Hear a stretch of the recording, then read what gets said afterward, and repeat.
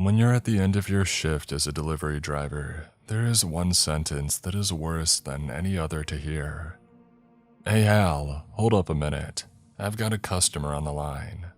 My shoulders slumped and I felt a mix of exasperation and annoyance as I turned back towards the front counter. Please tell me you're joking. I had just finished helping clean the pizza parlor after an 8-hour shift of manning the phones and register, and running over what must have been half the county delivering orders. I had locked the front door and been in the middle of heading into the back room to clock out, mind already at home, where dinner waited for me and my fiancée lay in bed, ready to roll over and wrap her arms around me once I climbed in beside her. But my boss's call had put a delay to that. I stood there for a few minutes, staring at his hulking figure as he leaned against the imitation brick, listening intently to whoever was on the other end of the line. Aside from his quiet replies and the scribbling of a pencil on his notepad, the only sounds that could be heard were the hum of the building's ventilation system, what sounded like blues or swing music crackling out of the ancient radio on the back, and the constant smack of the rain against the glass on the front windows. I waited, shifting impatiently on the balls of my feet. Finally, he hung up, turning to me, but I spoke before he even had a chance to open his mouth. "You cannot be serious, Tony. I've already locked up for the night and finished cleaning.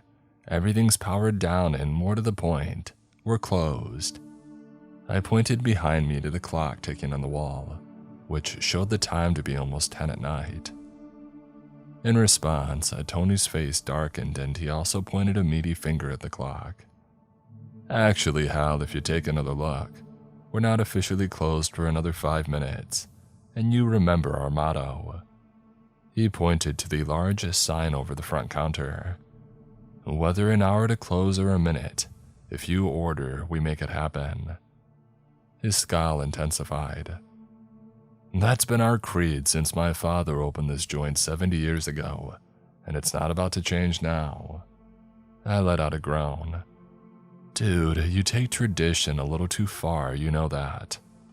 The man didn't respond, instead turning back and picking up the order that he had scribbled out before continuing. "Anyways, the gentleman ordered 3 pepperonis and said that he'd give the delivery driver a nice tip to compensate for ordering so late." Now he did turn back, giving me a sly look. "And I thought that you could always use the extra dough, that getting a few extra bucks would be something that you would jump at." I felt a sudden intense heat and I forced myself not to begin hurling the string of insults at his smug face that I so badly wanted to. When I had moved back to my hometown with my fiancée to help take care of my sick mother 3 years ago, trying to find a job that I could use to pay the bills had been like trying to find a needle, not just in a haystack but in a grain silo. The place had really fallen apart since I had left in the late 2000s, in large part due to the fact that many of the people my age weren't sticking around to help tend the farms or stores like they had for generations. With the shift of the last 2 decades, they had instead left for the cities, leading many farms to fall into foreclosure and businesses in town to either economize or flat out close up. And with our savings rapidly dwindling, and Rita's remote job not set up yet, I had had no choice but to snatch up the first opening that I could find, as a cashier and sole delivery driver for the only pizza place still open. So yeah, the job wasn't ideal, but it paid the rent in the small apartment that we had grabbed above the old hardware store, but only just. Every extra dollar that I could make was vital to keeping our heads above water. Tony knew that, and he had delighted in running me ragged every chance he could for what amounted to scraps on a stray dog's plate. And I seriously hate him for it. I glared at the man for another moment and then let out a resigned sigh. He had me by the short hairs and knew it. "Fine," I grumbled, holding my hands up and walking back across the room to stand next to him. A smirk crossed his face and he patted me on the shoulder, handing me the notepad as he walked past me. "Just deliver these and you can head straight home afterwards. You can bring the money in with you in the morning. And hey, I'll even be a nice guy and make these myself." Real kind of you, I thought bitterly, but I held my tongue. Instead, I looked down at the papers, silently reading out the order before lowering my eyes to the address that had been given, and I felt a slight pang of surprise shoot through me. The address was one that I had never heard of before, which to somebody born and raised in the area was not something that I was used to. "Where the heck is this address, Tony?" I called out, turning and watching as he fired up the wood oven, dough and ingredients already laid out on the metal counter. He shrugged. "I honestly don't know, Hal. Never heard of it before either, but it's not the first time. Don't forget those big shot developers who bought up a lot of the farmland have been building those subdivisions out here for the last 5 to 10 years, trying to get people to move out here. Chances are somebody was actually dumb enough to buy one, and that's where it is." He turned back to begin making the pizzas before calling over his shoulder. Anyways, he gave directions to get there. They're written on the back. I stared at his back for another few moments, and then shrugged as well. Makes sense, I guess.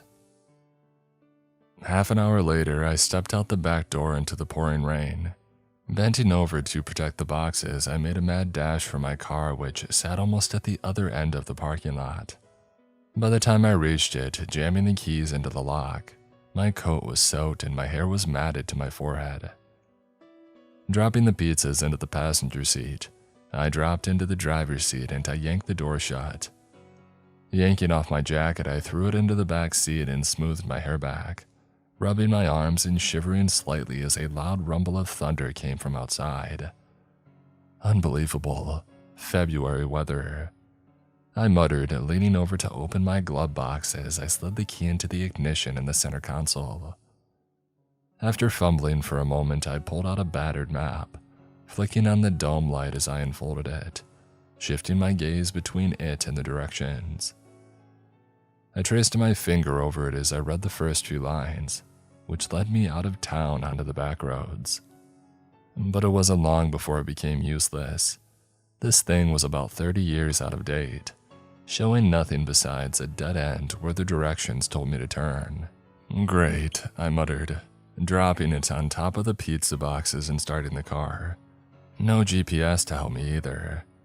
This is what you get for driving a Saab 900 from the late 80s. Should have taken Rita's suggestion and bought a TomTom or something. I let out another sigh. No point in crying over spilled milk now. As I flicked on the headlights and wipers, the warmth from the heater beginning to blast into my face, I saw Tony locking the back door. He gave me a curt nod before running to his truck. The bitterness reared its ugly head again, and I watched him drive away, knowing that he was heading home to his own soft and warm bed. But I shook my head to cast it away, releasing the parking brake and shifting into first gear. The car rolled forward and I cast a last look at the darkened shape of the pizza joint, flanked on either side by a video rental store and shops which had boarded up years ago. It and the laundromat are the only things keeping this strip mall from going the way of the dodo, I said to myself. Turning left, I headed down the main drag, the last of the dark buildings sliding past as I headed out of town. Wanting to break the silence filling the car, I fumbled with my iPod, which was connected to a cassette adapter in the car stereo. A moment later, the opening notes of The Bates, The Lips of Jane Mansfield spilled from the speakers. Tapping my fingers on the steering wheel to the beat, I glanced at the directions again. They said to take a couple of turns once I had left town, and after making sure that I had enough gas to make it there and back, I began what I hoped would be a relatively short journey. But whether it was due to my bad mood or the crappy weather, it seemed like an eternity. I kept glancing around as I made turn after turn, seeing only farmland and forests. As the minutes ticked by, my irritation grew, especially after a new thought had entered my mind. I really hope to God that some dumb teenagers didn't decide to prank the place by ordering pizzas out into the middle of nowhere. It wouldn't be the first time. Due to the lack of things to do, it had become a pastime of theirs. More than once I had found myself in an empty house with an order in my hands. Even though he had been the one to fall for it, Tony had always directed his anger at me for it, occasionally even docking my pay for something that was out of my control. I really don't need that again, man, I grumbled, reaching out and cranking the radio as Depeche Mode began to play, trying to drown out the thoughts. The darkened shape of a farm flew by on my left, and I allowed my foot to ride a little heavier on the gas, the speedometer climbing to 40 as I rounded a bend. According to the directions, the turnoff should be just ahead. I braced myself to see nothing more than the yellow dead-end sign proclaiming my venture out into the boonies had been for nothing. Instead, to my surprise and admittedly relief, I came to a three-way intersection, one which had a street sign at the corner. I flicked on the turn signal and slowed, squinting to see the words displayed on it. Sycamore Street. Letting out a breath I hadn't realized I had been holding in, I turned right and headed down it, my optimism rising as streetlights began to appear frequently, lining the side of the road like sentries. And a few moments later, as the road dipped into a valley, I finally saw it. Whoa. Tony had certainly been right about subdivisions being built out here. I was staring down at rows upon rows of houses, which seemed in the dark to stretch away as far as the eye could see. I could also see larger buildings, ones that had to be stores of some kind dotted around. No wonder I never heard about this place. It's an entirely self-sufficient community, I whispered. I felt a sharp pang of bitterness, this time not directed at my boss, but surprisingly towards the community before me. I knew with the inevitable march of time that nothing could ever stay the same forever, but the idea that as my hometown slowly dried up and died, another was rising so close, replacing the farms that I had known all my life and more or less wiping out what came before, stung me more than I cared to admit. I shook my head slightly as the car headed down the hill. Just focus on finishing this up, and you can go home, Hal. But as the community rose up before me, another thought suddenly dawned on me. The directions the caller had given Tony had detailed how to get here up to this point, along with the street and house number. But they hadn't said where to go once I had gotten here. I let out an exasperated groan. The way this place looked like a maze from the top of the hill, it'll take half the night to find the house. The feeling of defeat began to creep back up on me, until my eyes spied the first building that I was approaching. It was a gas station, one which had been decorated to resemble those of the mid-20th century. I could see a display of oil sitting in front of the first set of pumps, the bottles and cans glinting in the overhead lights. Breathing a sigh of relief, I turned into it, parking under the awning and shutting the car off. I sat in the driver's seat for a moment, closing my eyes and listening to the rain pelting the metal awning as another rumble of thunder reverberated through the valley, and then I pushed the door open and stepped out onto the concrete. Instantly, the smell of rain and gasoline invaded my nostrils, causing them to burn slightly. Slamming the door shut, I jogged across to the door of the accompanying convenience store. Reaching out, I pulled it open, stepping inside as I heard an entrance bell chime somewhere out of sight. The sound of the rain dulled as I stepped inside, replaced by the sound of the buzzing lights and tick of a clock somewhere as I looked around. The counter to my right was empty, the register left unattended. Bags of snacks and rows of refrigerators fought for space with rows of auto parts and fluids. I couldn't help but let out a small snort as my eye spied a row of Boone's Farm bottles set next to the windshield washer fluid. A somewhat messed up thought sliding into my mind. Hope nobody grabs the wrong bottle by mistake. Turning and walking to the counter, I spied a bell. Reaching it out, I gave it a small tap, the shrill, metallic sound echoing in the store. I waited for a few seconds as the echo died away, replaced once again by the buzzing lights, hum of the refrigerators and the ticking clock. Nobody opened the door to the garage or came out from the restroom in the back corner. I drummed my fingers on the counter, and then I spared a look at the watch on my wrist. 11:15. Come on, man, somebody. I hissed, reaching out and smacking the bell again, this time a bit harder. The sound reverberated in my ears, and as it died away again, I felt my exasperation begin to bloom into annoyance. Finally, after what my watch told me had been 5 minutes, I turned around, heading for the entrance and resigning myself to search for the address. "Hey, excuse me, can I help you?" The voice which came from behind me almost caused me to jump a foot in the air as I whirled around, unable to keep a surprised grunt from escaping my lips. A man now stood at the counter, smiling at me as I fought to get my racing heart under control. After a moment, he spoke again. "I'm very sorry I didn't come right away. I was in the bathroom when you hit the bell and, well, you know, the call of nature can't be stopped once it's started." He let out a chuckle at his own quip and then repeated his question, still smiling. "Is there anything I can help you with?" For a moment, I couldn't find my voice. The fact that the guy had somehow left the bathroom without me hearing the door open, or the sound of his feet on the tiled floor, had almost given me a heart attack. The dude must walk like a spec ops soldier to pull that off. Finally regaining my composure, I stepped back towards the counter, pulling the directions from the pocket of my jeans and clearing my throat. Yeah, if you could please.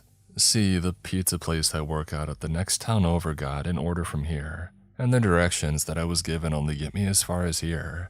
They gave me the street name and house number, but with how many roads I saw from the top of the hill, that's about as useful as a screen door on a submarine. Before I could continue, the man let out a loud bark of laughter, shaking his head as he slapped the counter with one palm. "Oh, that's a good one, Sonny," he said. I raised an eyebrow. It honestly hadn't been that funny, but I continued.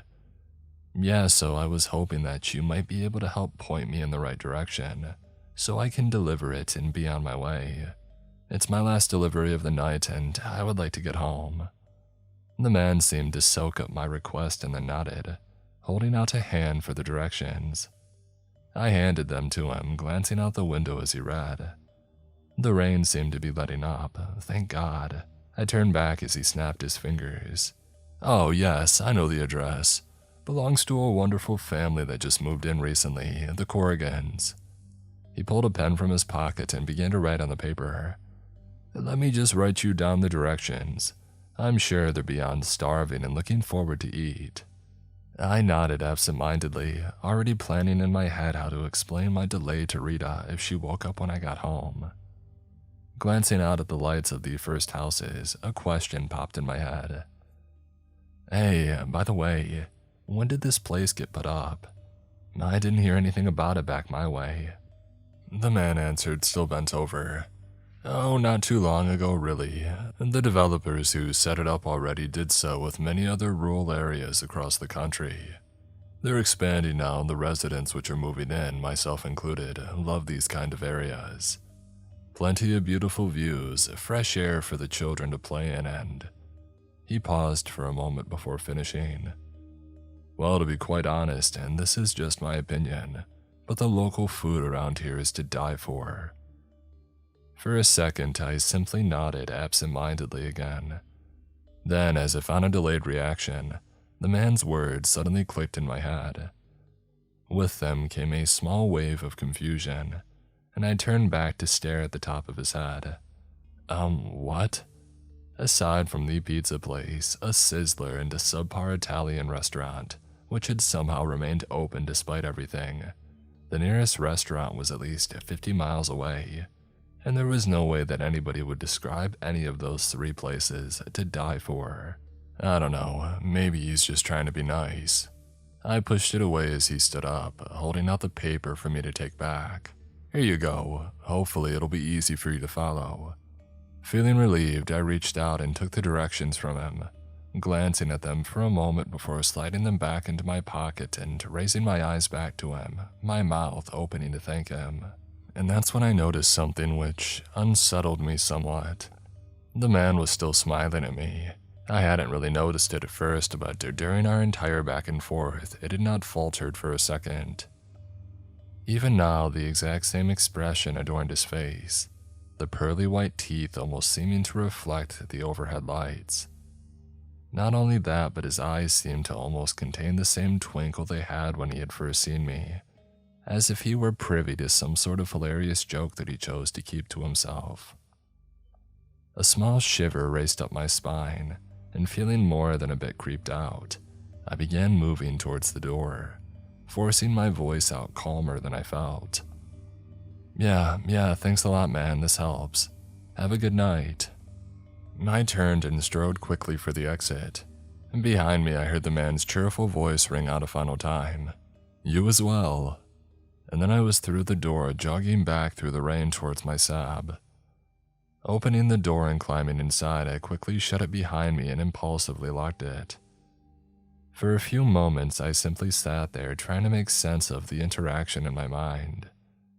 Nothing about it had seemed remotely normal to me. I shivered slightly as I started the car, glancing back at the window as I slid out from beneath the awning. I instantly regretted my decision. I could clearly see the man staring out the window at me. His face was blurred from the rain, but I bet my bottom dollar that he was still smiling. Okay, seriously, what's going on? I know not everybody here will be like him, but if we get any more deliveries out here, I'm avoiding that place like the plague. The one good thing that had come out of the encounter was the directions. As creepy as he had been accurate at least. Less than 10 minutes later, I was pulling up in front of the house. The rain had thankfully stopped, and as I stepped out of the car, the pizzas held in one hand, I inhaled the smell of the wet grass from the lawns. In the distance, I could still hear the thunder rumbling as the storm moved away. For the first time since Tony had called to me, I felt relief and allowed a small smile to cross my face. After all the crap that's happened tonight, all I gotta do is deliver these and I'm home free. Crossing to the path which led up to the house, I allowed myself to glance around, and I paused for a moment. In the driveway of the house sat about the last car that I ever expected to see in a place like this. It was a green Dodge Coronet from the early 70s, the sedan's paint and bodywork looking pristine. Huh, I said, and then I looked to the other side, expecting to see a Mercedes or a Lexus in the driveway next door. To my further surprise, though, I instead saw what appeared to be an early 80s Land Cruiser. Like the Dodge, this too appeared to be in almost showroom condition. Okay, that's something I didn't expect. I would have thought that folks in a place like this would own brand new luxury cars or SUVs, not stuff from 40 or 50 years ago. Go figure. Shaking my head for what felt like the millionth time tonight, I resumed my walk to the front door, climbing the porch steps and reaching out with my free hand for the doorbell. I gave it a press, hearing the chime ring out inside. I stood there for a moment, listening to the distant rumble of thunder and whipping wind, before reaching out and hitting the doorbell again. From somewhere within the house came a woman's voice. "Just a minute." Satisfied that I had gotten a reply, I stepped away from the front door and waited. A moment later, I saw movement behind the frosted glass to the sides of the door. The same voice came from the other side. "Who is it?" I cleared my throat. "Pizza delivery, ma'am. I have your order." In response, I heard the sound of the door being unlocked, and after another moment, it swung open. I found myself facing a woman only a few years older than me. Her mousy brown hair was pulled back in a ponytail, and she wore a pair of slacks and a button-up shirt. She smiled warmly at me as she spied the pizzas in my hands. "Oh, of course." She noticed my lack of a coat and beckoned to me. "Oh, please come inside out of this horrible weather. You don't need to be getting sick." Smiling gratefully, I nodded, and then wiping my feet on the mat, I stepped inside as she closed the door behind me. The interior hall was warm and inviting, and I felt myself relax as the woman stepped back in front of me. She began to open her mouth to speak, but was interrupted as a man called from somewhere in the back of the house. "Honey, is that the delivery boy?" The woman turned away from me. "Yes, it is, darling." She turned back to me, gesturing to the pizzas in my hand. "My husband will be right out to pay you. Can I take these? Our boys are starving, and I promised them something to eat before they went to bed." According to Tony, I wasn't to let go of the deliveries until I had been handed the money, but since I was already in the house, I didn't see the harm. I handed them to her and she gave me another smile before turning and heading down the hallway. Left alone, I rubbed my still chilly arms and I glanced around. The hallway was done in a very cozy retro style. Wood paneling covered the walls and a patterned carpet lined the floor. Photos hung from the walls and I stepped forward slightly to examine the closest ones. The first showed the woman beaming and standing next to what had to be her husband, a tall, muscular man in his early 40s, who smiled as well. Two small tow-headed boys stood in front of them, also smiling at the camera. The picture caused me to crack another smile, seeing the happy family and feeling a pang of nostalgia for the days that I posed for photos like that with my parents. I looked at the next one. The four were standing on what looked to be a beach of some sort, dressed in swim trunks. Turning my head slightly, I looked at the third photo. I just had begun to take in the fact that we were standing in front of a house when something clicked in my head. I leaned back, looking at that first picture again and then the second, and finally the third. For a moment, what I was seeing didn't connect in my mind. I looked again at the three photos and felt a huge chill pass through me. All four of them wore the same smile in each photo. I don't mean that they were similar, they were the exact same smiles, all identical. Something that was impossible. No one person can perfectly replicate the same smile or expression twice, whether it be due to face muscles or outside elements, let alone four. What the heck? I whispered it, taking a step back and feeling as though I had been drenched with ice water. My mind whirred and I felt my heart begin to thump in my chest. Okay, just calm down, Hal, I thought. Get a hold of yourself, you're overthinking things. They don't all have the same smile in every single picture. You've had a long night, you're tired. Just get this over with and go home. I almost began to believe it, feeling myself begin to relax, until the sound came from behind me, in the den. I hadn't glanced into it when I had entered, having been too focused on the woman at the time. But as I slowly turned towards the source of the noise, my eyes slid over everything, my mind slowly following behind. I saw the wallpaper looking brand new but done in a pattern that looked long out of fashion. I saw the circular couch and chairs all done in muted reds and greens, or in the case of one chair, plaid. I saw the green carpet, which I numbly realized was a shag style I hadn't seen since my uncle had ripped up his in the early 2000s. I saw the weirdly shaped lamps and tables, and then my eyes landed on the far side of the room. The two boys that I had seen in the pictures sat on the floor in front of a TV. Both faced away from me and I could only see the backs of their heads as they played video games. And since every small kid, including my own cousins, play games nowadays, it wouldn't have been what fixed my attention, had it not been for two details. The first was that they weren't sitting in front of a flat-screen TV. Instead, they sat in front of a huge CRT set, one which was clad in wood paneling, looking like something out of an old Montgomery Ward catalog. The second was that they weren't playing a PlayStation, a Nintendo, or Xbox. I couldn't see the console from where I stood, but I didn't need to. I could see the screen and hear the sounds drifting out from the speakers.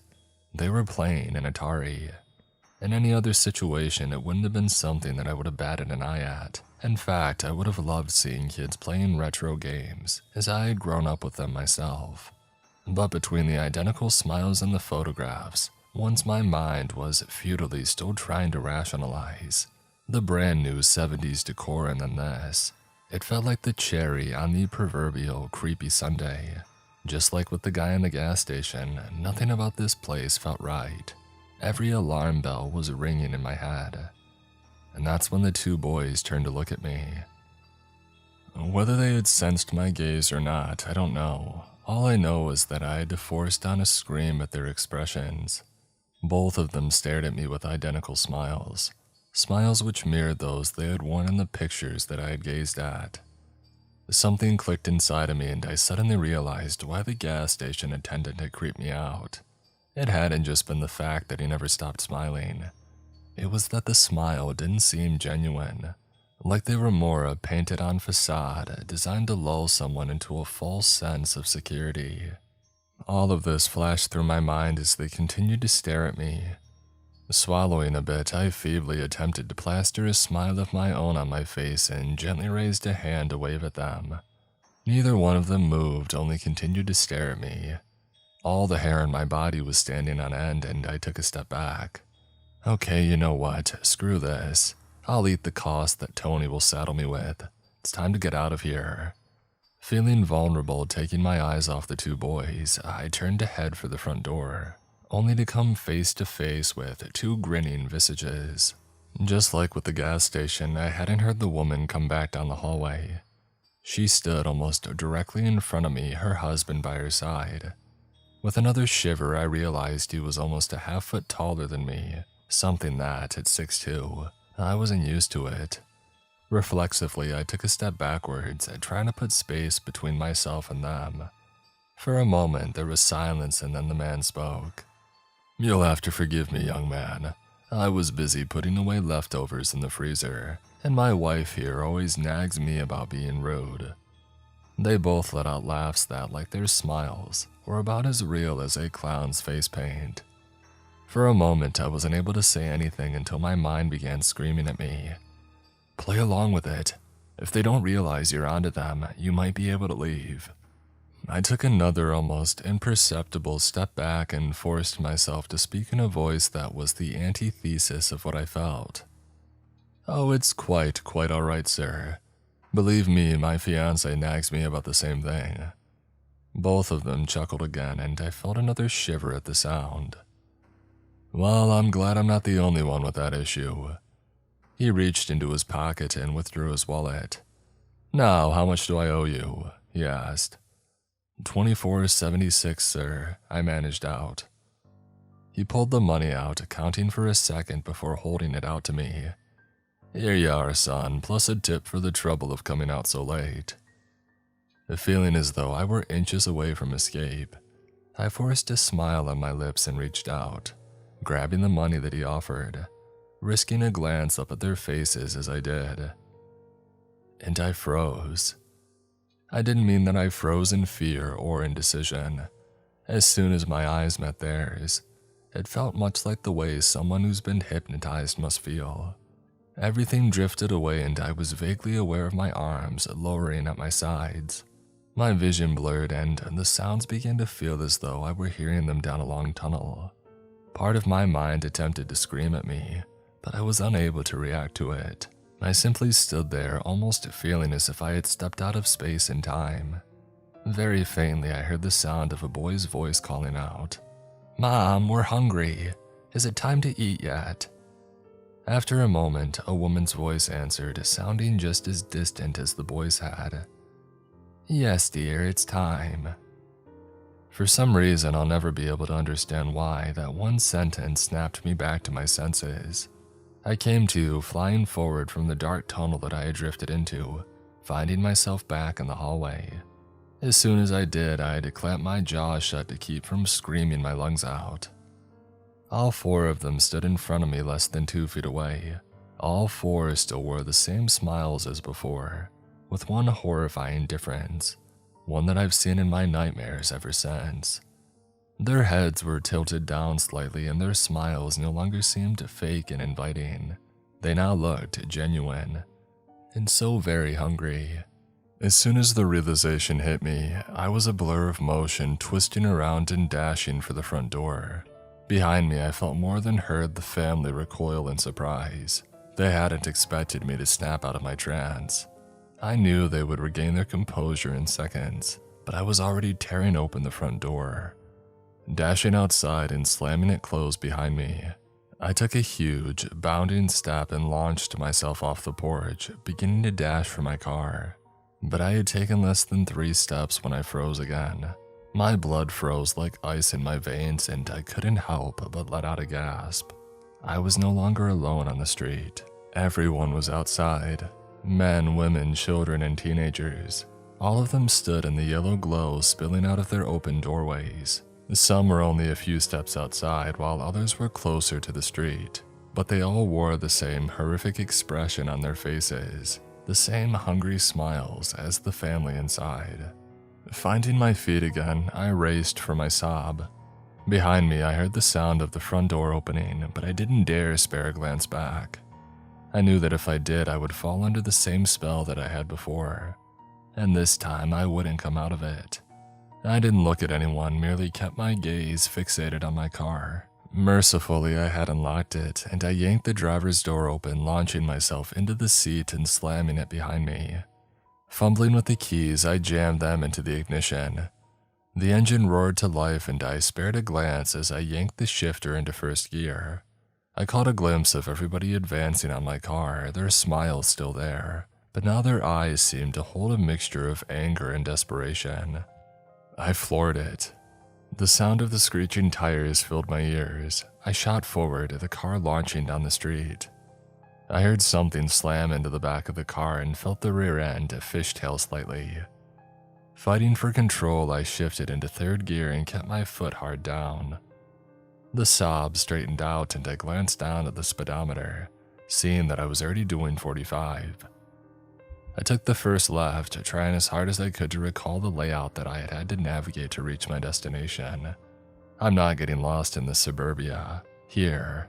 As I took another left, I chanced to look in the rearview mirror, and this time I finally did scream. More and more people were emptying out of their houses, the entire subdivision by the look of things. That wasn't what had caused me to scream though. It was the fact that they were running after me, and they were keeping up. I shot another look down at my speedometer. I was doing almost 50 miles an hour. "That's impossible," I screamed. But as I took another left, finally seeing the main road, I spied an 8-year-old girl, her hair done up in pigtails and her face like the others, a hungry, animalistic grin, running after my car and almost matching its pace. On all fours. I slammed the car into fourth gear as the speedometer climbed towards 70, and finally the people began to fall away behind me. Still, I kept my foot down hard, the car's engine screaming in the cabin as the gas station approached on my right. I cast a look over it as I flew past. The gas station attendant stood at the side of the road. He didn't attempt to block my path, instead simply watched me fly past him. I only had a moment to notice one detail. Unlike the others, he no longer held the grin on his face. Instead, like a child's Halloween mask, it was expressionless. And that's when one final detail that I had overlooked the entire time slammed into me like a train. None of them had ever blinked a single time. That horrific night was almost 2 weeks ago now. I never let up on the gas until I made it back to town, glancing every 2 seconds into the rearview mirror to make sure that I was not being followed. I raced straight to the sheriff's department, almost taking out a row of parking meters as I screeched to a halt in front of it. I must have looked like a lunatic with how I burst in there, ranting and raving. The sheriff and his deputies were understandably dubious as I recounted my experience, but once I managed to produce the directions I had thankfully held onto, he sent a few of them out in their cruisers to investigate with it. They came back an hour later with confused expressions. The words that one of them said made my mouth drop open. "Sheriff, all we found is a dead-end road. There's nothing out there." The worst part about everything isn't that nobody believed me. As much as they try to pretend otherwise, I know they do to a certain degree for 2 reasons, both evidence of what I had said. The first was the money. I had never let go of it after I had grabbed it, keeping it balled up in my fist until I had gotten in the car and snatched for the keys.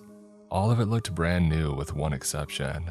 The newest date of any of the bills was 1984. The second was these scratches on the back quarter panel of my sob. Scratches that more resembled claw marks than human hands. The worst part was they knew nobody else would believe it. I guess that's why they quietly put up the cement barriers on that stretch of road a week and a half later, to keep others from driving down there, to keep anybody else from falling prey to whoever or whatever those things are. I know they're still there though. A day before the barricades went up, I ventured out onto that road again. Don't ask me why, not even I fully understand. I prayed that I would see what the deputies had, simply a dead-end road. But instead, I found myself staring at that same three-way intersection, the same sign, Sycamore Street.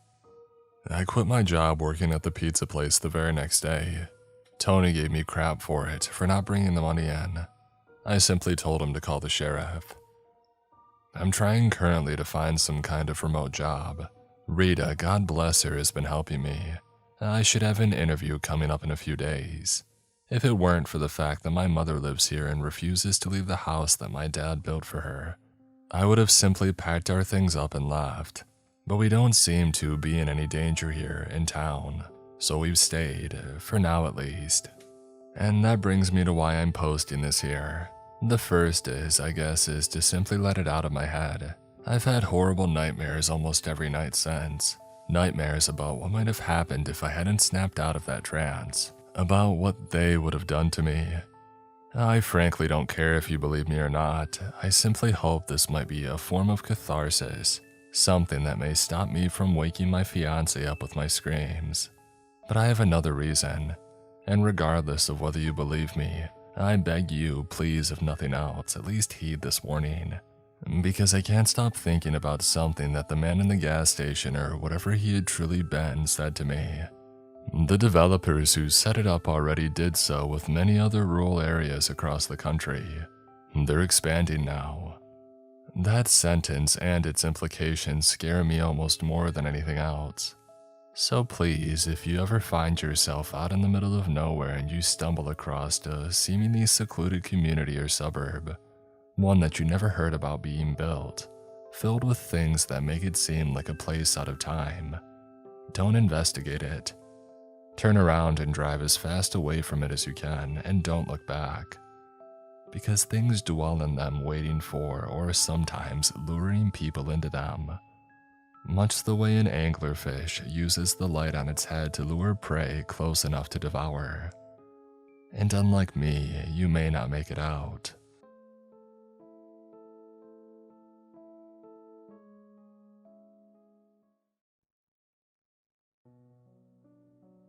When I first took the job with RRD Deliveries in Addison County, Vermont, I thought it would be simple. Drive the company van, drop off packages, and enjoy the scenery. Collect a paycheck. I had moved from Philadelphia after my divorce, looking for peace and quiet and maybe some time to work on the book that I had always been threatening to write for years. What I found instead was a job with a very strict, non-negotiable set of rules. This is what they were. Rule number 1. Never enter a customer's home regardless of invitation or weather conditions. Rule number 2. If a delivery address has a red flag on the mailbox, leave the package at the end of the driveway. Do not approach the house. Rule number 3. Finish all deliveries before sunset. If you cannot complete your delivery, return the remaining packages to the depot. Never deliver after dark. Rule number 4. If you see a deer carcass on the road with its head missing, turn around immediately and find another route. Rule number 5. Never accept food or drink from customers, no matter how harmless it may seem. Rule number 6. If a child answers the door alone, do not hand over the package. Leave immediately and report the address to dispatch. Rule number 7. If you hear a car horn honking repeatedly on a deserted road, do not stop to investigate. Drive away as quickly as possible.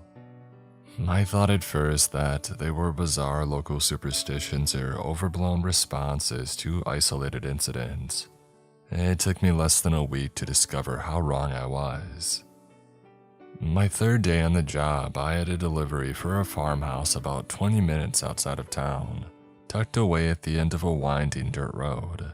It was early March and a late season snow had made the roads treacherous. The house belonged to an elderly woman named Verna Caldwell, according to my notes. I pulled into the driveway, noticing the lack of tire tracks or footprints in the snow. The house itself was a sprawling Victorian, once grand but now showing signs of neglect. Peeling paint, missing shingles, windows shrouded in yellowing lace curtains. The package was heavy, some kind of medical equipment according to the labeling. I trudged through ankle-deep snow to the front porch and I rang the bell. After a full minute, the door creaked open to reveal a tiny woman with snow-white hair and eyes so pale blue that they were almost transparent. She wore a faded floral dress, despite the biting cold. "Mrs. Caldwell," I asked, forcing a smile through my teeth. "I have a package for you." She squinted at me and then at the box in my hands. "Oh, yes, my medicine. Please, young man, bring it inside. These old bones can't lift such things anymore." I hesitated, remembering rule number 1, but the snow was falling harder now and the woman looked so frail. What harm could it do? "Of course," I said, following her into a dim hallway that smelled of mothballs and something sickly sweet underneath.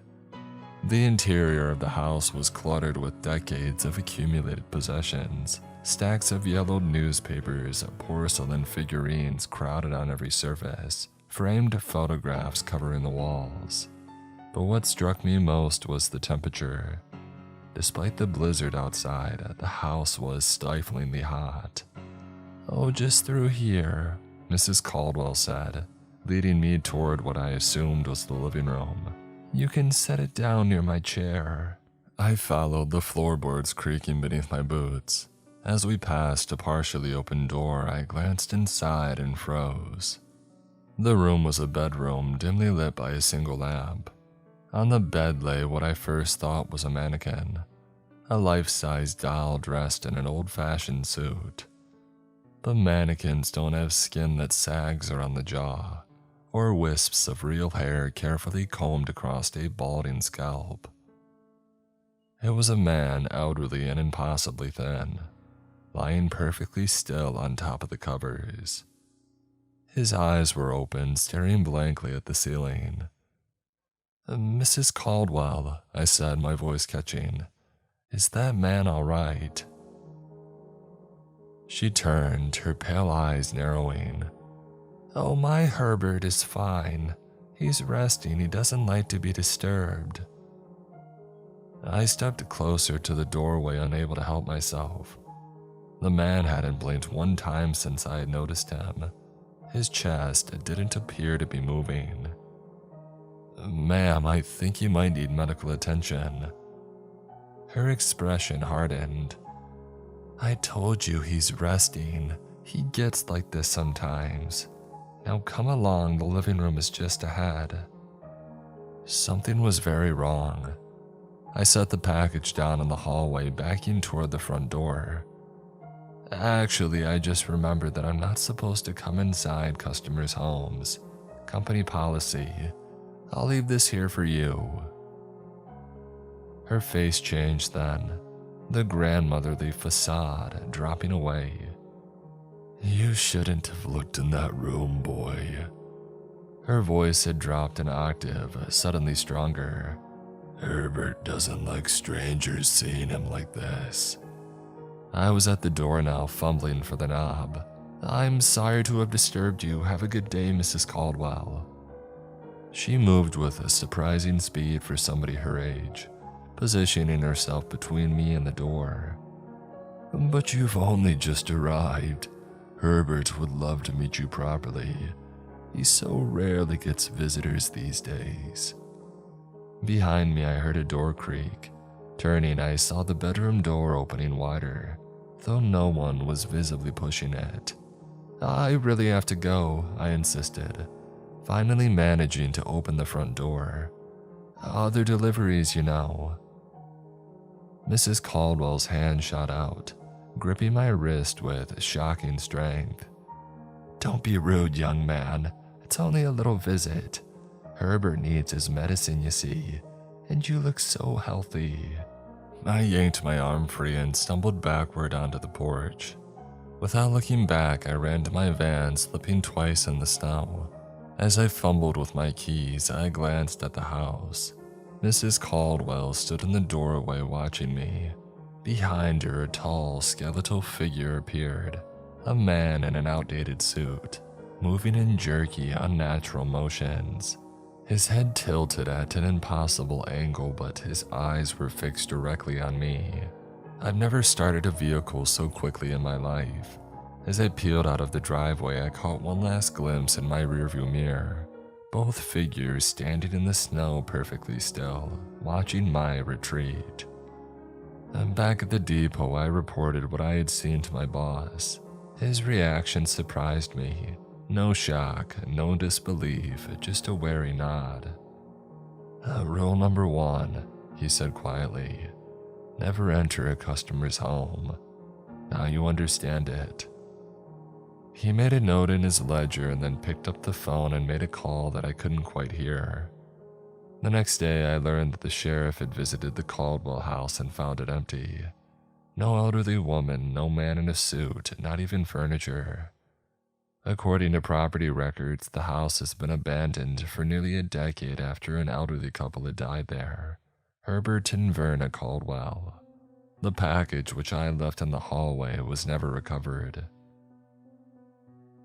As you could imagine, I was a lot more careful after the Caldwell incident, following the rules with religious devotion. But I was still curious about where they came from. Why were they so specific? My boss was pretty tight-lipped, but Mara, the dispatcher who had worked at R&R for almost 15 years, was more forthcoming. Oh yeah, that rule about the red flags. That started with Orrin Peckley, back in 2012. She told me over coffee one morning. He was one of our best drivers, former military, punctual, good with the customers. According to Mara, Orrin had been delivering to a remote property on the outskirts of town, marked by a red flag on the mailbox. It was a large property, several acres of dense woodland, surrounding a modest farmhouse. The owner was somewhat infamous in the area, a recluse who had moved from California a few years prior, rumored to have been involved in some kind of cult activity on the West Coast. Despite explicit instructions to leave all packages at the end of the driveway, Orrin had decided to save the customer a long walk in the rain and delivered a package directly to the front door. No one knows exactly what Orrin saw at that house. He returned to the depot hours later than scheduled, visibly shaken, his clothes soaked with what he claimed was only rainwater, though Mara had her doubts. He quit the next day, packed up his apartment, and moved away without leaving a forwarding address. 3 days later, police responded to complaints about a foul odor coming from Weather's property, the place where Orrin had delivered the package. They found Weather dead in what appeared to be some kind of ceremonial space in his basement, a concrete room with unusual stains on the floors and walls covered in photographs. Hundreds of photographs, all showing people who seemed unaware that they were being photographed, people at grocery stores walking their dogs, sitting in cars, and dozens of photos of R&R delivery drivers, including Orrin, going about their routes over the previous months. The official cause of Weather's death was listed as suicide, but the responding officers had nightmares for weeks after. Several of them, retired earlier, transferred to different departments, and the red flag that had once marked Weather's mailbox was added to R&R's list of warning signs. I didn't fully believe Mara's story until a month into my employment, when I pulled up to a remote cabin and saw a freshly painted red flag attached to the mailbox. Following protocol, I left the package, a heavy box from a hunting supply company, at the end of the long driveway, took my confirmation photo and prepared to leave. As I was getting back into the van, I noticed movement at the tree line. A man stood there, partially obscured by pines, watching me. He was tall, dressed in camouflage, his face obscured by what looked like a hunting mask. In his hands was what appeared to be a high-powered rifle. I pretended not to notice him, calmly getting into my van and driving away. In my mirror, I saw him emerge from the woods, retrieve the package, and then stand in the middle of the road, watching my vehicle until I turned a corner and lost sight of him. When I described the man to my boss later, he nodded grimly and made another note in his ledger. The next day, the address was removed from our delivery routes without explanation. The package that had been scheduled for delivery there was also gone, though I had never seen it returned. 2 weeks later, I read in the local paper about a man arrested after police found evidence connecting him to 3 missing hikers from the previous year. He lived at the address with the red flag. Vermont winters mean early sunsets, sometimes as early as 4 p.m. during December and January. This makes the no deliveries after dark rule very challenging, especially during the holiday rush when our delivery load triples. Most of the time I managed to finish my routes with a daylight to spare. But one Friday in late December, a morning snowstorm had delayed my start, and a broken chain on my snow tire had cost me another hour. By 3:30, I still had 4 deliveries left and the sun was already dipping toward the Green Mountains. I called my boss for instructions. "Bring them back," he said without hesitation. "We'll deliver them tomorrow." "But one of them is marked urgent," I protested, checking the label on a small package addressed to a property along Route 125. Medical supplies, and it's only a 10-minute drive from here. There was silence on the line and then a heavy sigh. "You know the rule exists for a reason." "I know, but it's barely 3:30. If I go straight there, I can make it before sunset." More silence. "Fine, 1 delivery. The Route 125 address only, and then you come straight back to the depot. The other packages can wait until tomorrow." I agreed and hung up, already turning the van toward Route 125. The address belonged to a small cabin set back from the road, accessible by a narrow dirt driveway currently covered in several inches of snow. I made it to the property at 3:45 p.m. The sun was lower now, painting the snow-covered landscape in deep shades of orange and purple. I calculated that I had another 15 minutes of daylight left, plenty of time to drop off the package and get back on the main road. The cabin appeared empty at first glance. No lights, no smoke from the chimney, no car in the driveway. I approached the front door, package in hand, and knocked firmly. No response. Protocol for undeliverable packages was to leave a notice and bring the package back to the depot for the customer to pick up or to reschedule delivery. But given the urgent medical supplies label in the remote location, I decided to try the side of the house, where I spotted what looked like a back entrance. As I rounded the corner, I noticed that a window was partially open despite the cold. Through it, I could hear what sounded like a radio or a television playing softly. "Hello," I called out. "R&R Deliveries. I have a package for, Lawrence Deveray." The sound from inside abruptly stopped. I heard movement, a shuffling sound like something heavy being dragged across the floor. "Mr. Deveray, I have your medical supplies." A voice responded so quiet that I had to strain to hear it. "Leave it by the door." The voice sounded weak, perhaps elderly. Concerned, I moved closer to the window. "Sir, are you all right? Do you need help?" "No!" The sudden volume made me jump. "I'm fine. Leave the package and go, please." Something in his tone, a kind of desperate urgency, made me uneasy. I placed the package by the back door as requested. "Is there somebody that I can call for you, Mr. Deveray?" Silence, and then the shuffling sound again, closer now. The back door opened just a crack, darkness visible in the gap. I couldn't see who was on the other side. "You need to leave now. It's getting dark," the voice said. I glanced at the horizon. The sun was just disappearing behind the mountains. Right, yes, I'll be going. Have a good evening. As I turned to leave, a hand shot out from the gap in the door and grabbed the package. Not an elderly hand, but a young and strong one, and it was covered in what looked like dark stains. I quickened my pace back to the van, the hairs on the back of my neck standing up. As I was unlocking the door, movement in my peripheral vision caught my attention. At the edge of the woods surrounding the property, silhouetted against the darkening sky, stood 3 figures. They were too far away to make out clearly, but their proportions seemed wrong somehow. Too tall and too thin, standing too still to be casual observers. I got in the van and started the engine. My headlights illuminated the front of the cabin briefly, revealing something that I hadn't noticed before. The front door, which I thought was dark wood, was actually stained with what looked like dried blood, a large splatter pattern extending outward from around the handle. I threw the van into reverse and peeled out of the driveway.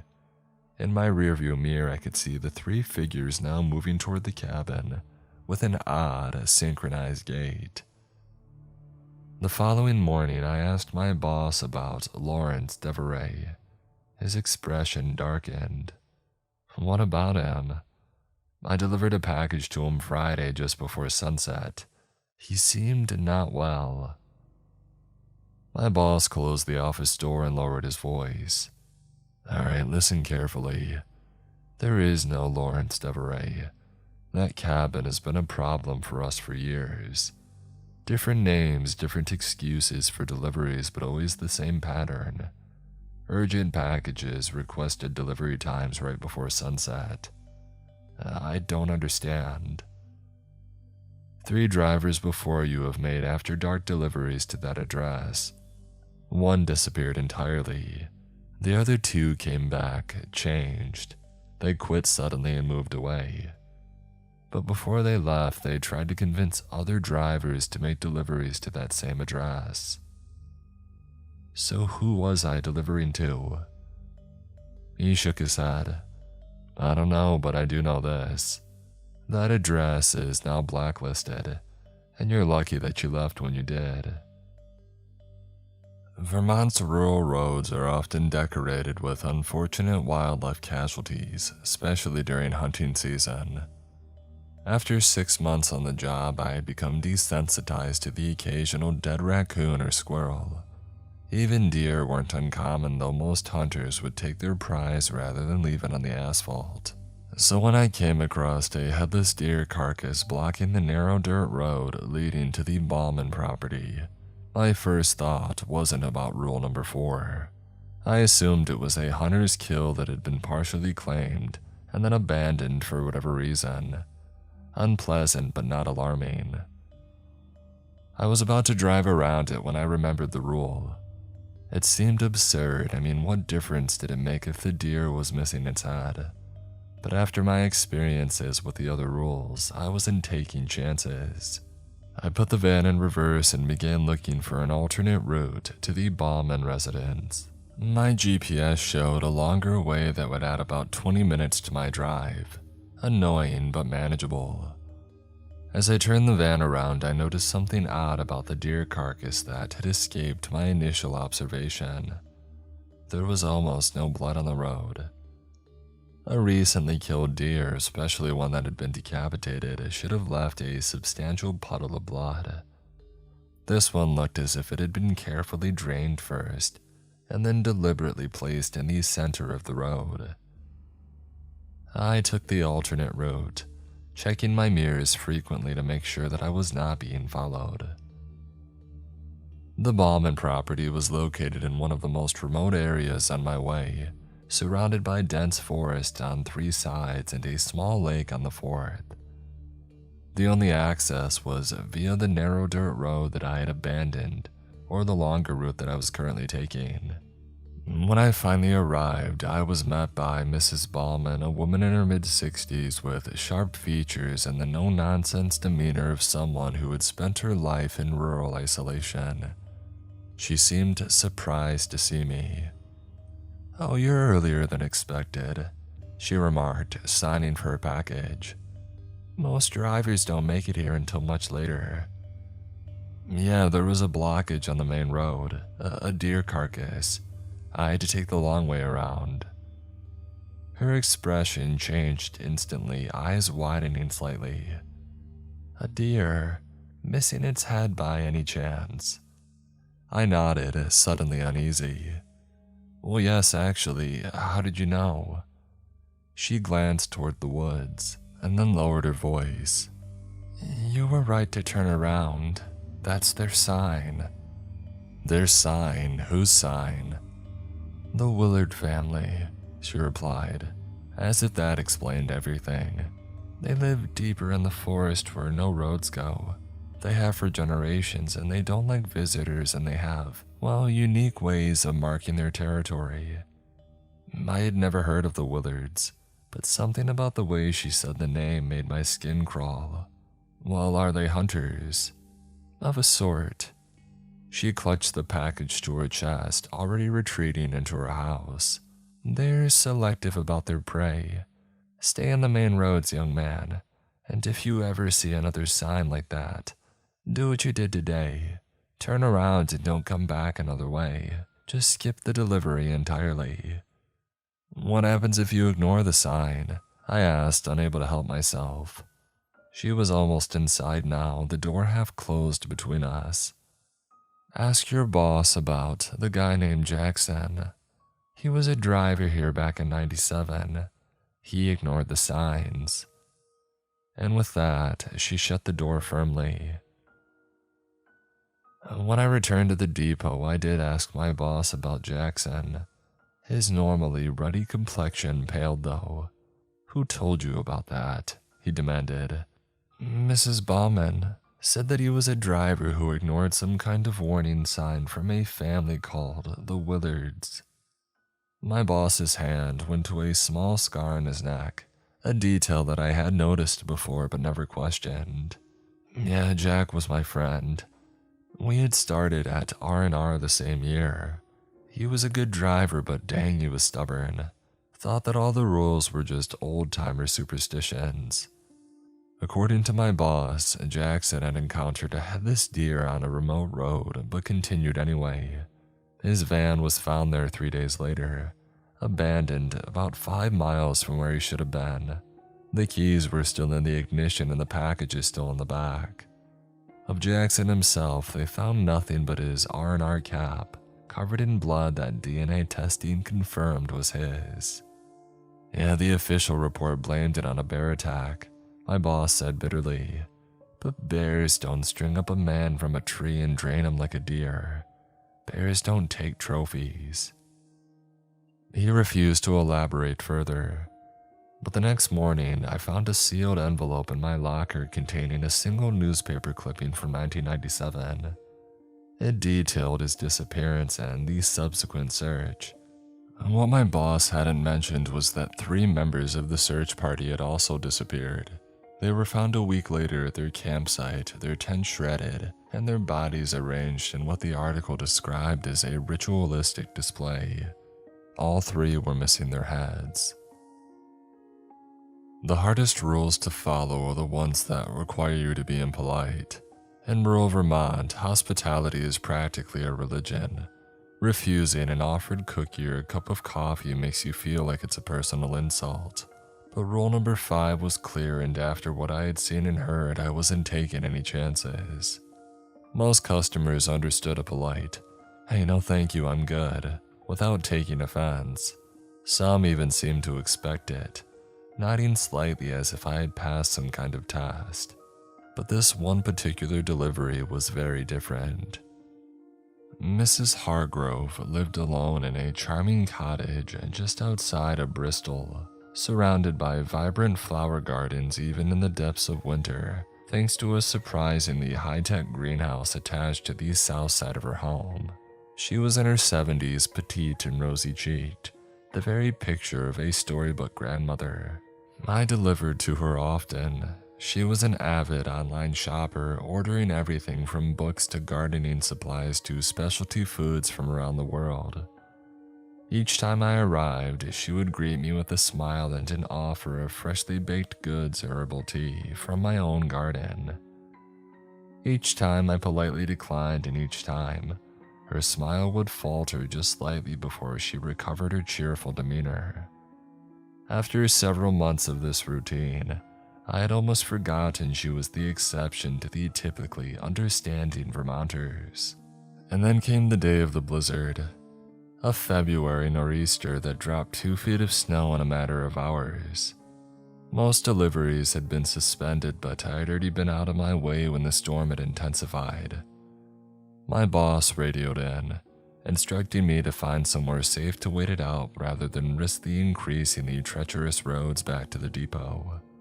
As luck would have it, I was less than a mile from Mrs. Hargrove's cottage, with a package for her in the back of my van. I figured that I could deliver it, and then asked to use her phone to call my boss for further instructions. She welcomed me with even more enthusiasm than usual, ushering me into her warm kitchen as I stamped snow from my boots. "Oh my goodness, you shouldn't be out in this weather," she clucked, taking the package from my hands. "You'll catch your death. Here, let me make you some tea to warm up." Before I could refuse, she was already filling an antique copper kettle. The kitchen was cozy and fragrant, herbs hanging in bunches from the ceiling beams, shelves lined with jars of dried flowers and leaves, all meticulously labeled in an elegant script. "Mrs. Hargrove, I hate to impose, but could I use your phone? I need to check in with the boss." "Of course, my dear, it's in the hallway. But first, you really must get warm. I insist." She placed a steaming mug in front of me, an aromatic herbal tea the color of honey, and turned to pull a tray of cookies from the oven. They were simple sugar cookies, golden brown and perfectly shaped. "My special recipe," she said, placing 2 on a small plate beside my mug. "Guaranteed to warm you from the inside out." I was cold and the tea smelled amazing. After months of deliveries in all weather, was I really still adhering to a rule that was probably based on some strange incident years ago? Surely a cookie and some tea from a sweet old lady weren't going to hurt me. My hand was halfway to the mug when I noticed something odd about the tea. Tiny particles that hadn't fully dissolved, glittering like mica at the bottom of the cup. And the cookies, perfect as they appeared, had an unusual sheen to them, almost as if they had been varnished rather than simply baked. "Is something wrong, dear?" she said, watching me intently. Her usual grandmotherly smile was still in place, but her eyes were sharp and focused. I hadn't noticed before how glacier blue they were, almost unnaturally bright against her pale skin. "No, nothing," I said quickly. "Actually, I should use the phone first. My boss will be worried." A flicker of something, disappointment to irritation, crossed her face, but she nodded toward the hallway. "Oh, of course, just through there." As I stood, I pretended to stumble slightly, knocking into the table. My arm brushed against the mug, tipping it over. Tea spilled across the polished wood. "Oh gosh, I'm sorry," I exclaimed, already reaching for a napkin. "Oh, don't worry about it, I'll clean it up. You make your call." In the hallway, I found the phone and I dialed the depot. As I waited for someone to answer, my gaze drifted to the photographs arranged on the wall. Family portraits, I assumed at first. Maybe Mrs. Hargrove with various people, mostly men of different ages. But as I looked closer, I realized the men all had that same vacant expression, the same slightly unfocused gaze. And in each photo, she appeared exactly as she did now, not a day older or younger, her appearance unchanged across what must have been decades. Next to the phone was a small table with a drawer slightly ajar. Inside, I glimpsed what looked like prescription bottles. Curiosity got the better of me and I quietly slid the drawer open further. At least a dozen orange prescription bottles were inside, all with different men's names on the labels. The most recent, dated just 3 months earlier, was prescribed to Thomas Walden. The medication name was one that I didn't recognize, but the description on the side of the bottle made my blood run cold. For maintenance of induced comatose state, administers directed by neurological specialist only. I heard a noise behind me and I turned to find Mrs. Hargrove standing at the end of the hallway, watching me. The facade had vanished entirely now. Her expression was calculating and cold. "Find what you're looking for?" she asked, her voice no longer warm and quavering, but clear and sharp. I was waiting for somebody to pick up," I stammered, closing the door quickly. "Oh, no one's going to answer," she said, taking a step toward me. "The lines are down because of the storm.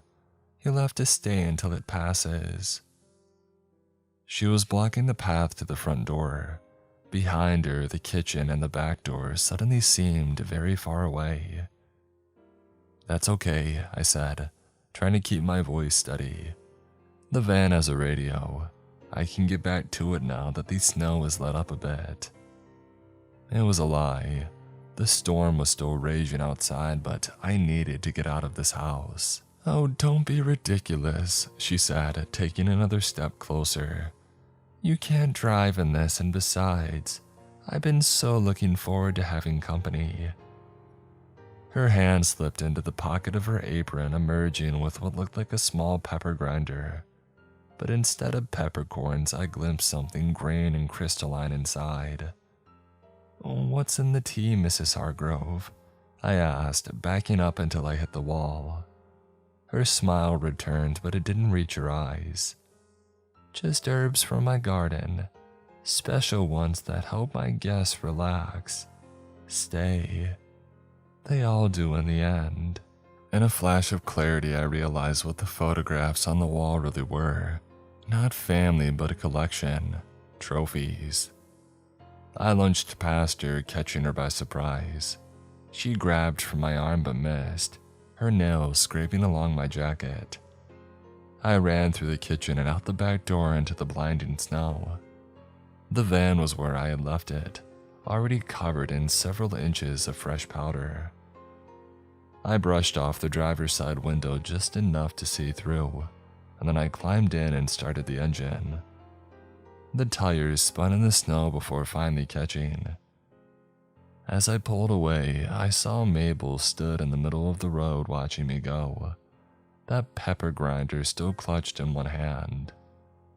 She raised the other hand in what almost looked like a wave, but her expression remained cold and calculating, planning.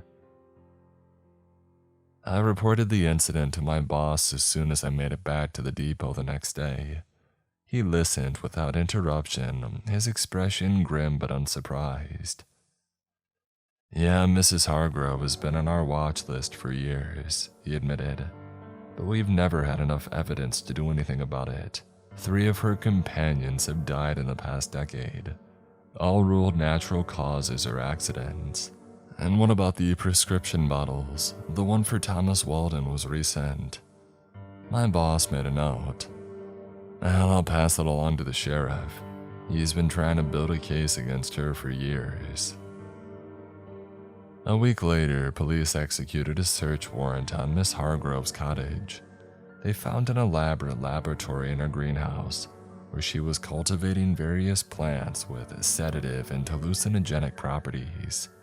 In a hidden cellar accessible only through a trapdoor in her pantry, they found Mr. Weldon alive, but in a drug-induced catatonic state. Further investigation revealed that he had been missing for over 3 months. Mrs. Hargrove was arrested and charged with kidnapping, false imprisonment, and attempted murder.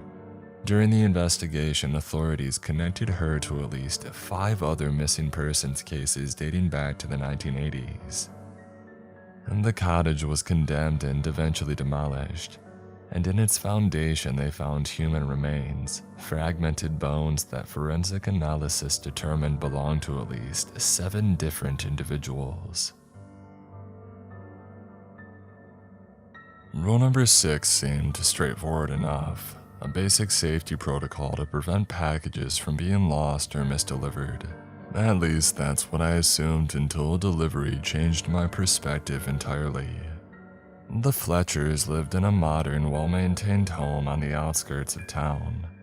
Nothing about the property set off warning bells, no red flags on the mailbox, no unusual modifications to the home. Just a typical upper-middle-class residence with a neatly mowed lawn and a late-model SUV in the driveway. The package was small but required a signature addressed to a Mrs. Fletcher. I rang the doorbell and waited, a clipboard in hand. After a moment, the door opened to reveal a girl of about 8 or 9, with dark hair pulled back into a neat ponytail and serious eyes that seemed too old for her face. "Hello," she said with perfect politeness. "Can I help you?" I smiled automatically. "Hi there, I have a package for Marion Fletcher. Is your mom or dad home?" The girl didn't answer my question directly. "I can sign for it," she said, reaching for the clipboard. "Mom asked me to watch for the delivery." Rule number 6 flashed into my mind. "I'm sorry, but I need an adult signature for the package. Are your parents home?" Something flickered across the girl's face. Annoyance, perhaps, or something harder to define. "Mom's resting, she's not feeling well, but she told me to get her package when it arrived." I hesitated. Again, the girl seemed mature for her age, and this was hardly a dangerous neighborhood. But rules were rules, and after my previous experiences, I wasn't taking any chances. "I'm sorry, I'll have to come back when your mom is available. I can leave a notice and she can." "No," the girl interrupted, her voice suddenly sharper. "You need to give me the package now. Mom needs what's inside." The change in her tone made me step back. "Is your mom okay? Does she need medical attention or any help?" The girl's expression shifted again, softening into something more vulnerable. "Please," she said, her voice trembling slightly. "It's her medicine. She really needs it. She's in a lot of pain." My resolve wavered. If the package contained medication, withholding it seemed cruel. I glanced at the label again. There was nothing indicating that it was from a pharmacy or a medical supplier. It had been sent from an individual, not a company. "What kind of medicine is it?" I asked, stalling while I tried to decide what to do. The girl's eyes narrowed slightly. "I don't know exactly. Something for her condition." "And what condition is that?" A flash of anger crossed her face before she composed herself. "I'm not supposed to talk about it. Please, just give me the package." Something felt wrong about this entire interaction. The girl's demeanor kept shifting between mature politeness and something more demanding, almost adult in its intensity. "I'll tell you what," I said, stepping back toward my van. "I'll call my dispatcher and see if they can reach your mom by phone to authorize leaving the package with you. How does that sound?" The girl's hand shot out, grabbing my wrist with a surprising strength. "No, don't call anyone, just leave it with me, nobody needs to know." I pulled my arm free, genuinely unsettled now. "I'm sorry, but I can't do that, I'll come back tomorrow." As I turned to leave, the girl called after me, but her voice sounded suddenly off. "She won't let you leave, you know. Not now that you've seen me." I spun around. The girl stood in the driveway, her posture changed. She stood straighter, her head tilted at an odd angle, her eyes fixed on me with an intensity that was decidedly not childlike. "Who are you talking about?" I asked, already backing away toward my van. "Mother," the girl replied. She collects pretty things. She keeps them in the basement and she'll want to keep you too. From inside the house came a thudding sound like something heavy falling or something heavy moving. The girl smiled, revealing teeth too sharp and numerous. Too late, she sing-songed. She's coming. I didn't wait to see who or what mother might be. I ran to my van, threw the package onto the passenger seat, and peeled out of the driveway, gravel spraying behind my tires. Looking back, I saw the girl still standing there watching me go, and behind her a tall and possibly thin silhouette appeared, one hand coming to rest on the girl's shoulder in a gesture that seemed protective, like a parent. When I reported the incident to my boss, he immediately called up the sheriff's department. What they found at the Fletcher house has never fully been released to the public. The official statement only mentioned that Marion Fletcher had been taken into custody on charges of child endangerment and that her daughter had been placed in protective custody. Unofficially, Mara told me that officers had discovered a hidden room in the basement containing personal items belonging to numerous people who had been reported missing over the previous 3 years. All had been delivery drivers of one kind or another, postal workers, couriers, food delivery people. The package that I had refused to deliver was later opened up by the police. It contained surgical instruments and chemicals commonly used for embalming. As for the girl, she wasn't Marion Fletcher's daughter at all. According to records, Marion Fletcher had no children. The girl's true identity remains unknown. She was placed in a specialized facility after repeatedly insisting that mother would come for her and for anyone who had actually seen her true face. One of the unspoken aspects of being a rural delivery driver is that you sometimes become an impromptu roadside assistance provider. In areas where cell service is spotty and houses are few and far between, a broken down motorist might wait hours for help if not for a passing delivery van. Over my first year with R&R, I had stopped several times to help out stranded drivers, providing jumper cables, changing flat tires, or simply offering to call the tow truck when I reached an area with better reception.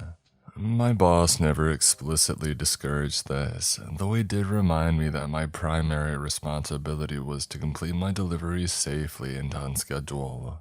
But rule number 7 seemed to contradict this unofficial Good Samaritan policy. Why ignore someone who might actually need help? What danger could come from stopping for a stranded person signaling with their horn? Well, I got my answer on a rainy Tuesday in April, while delivering to the handful of properties along the remote northeastern border of Addison County. The area was pretty empty, even by Vermont standards. Miles of dense forest, broken occasionally by small farms or hunting cabins. Cell service didn't even exist, and the narrow roads were often in poor repair, winding through terrain too rugged for conventional agricultural development.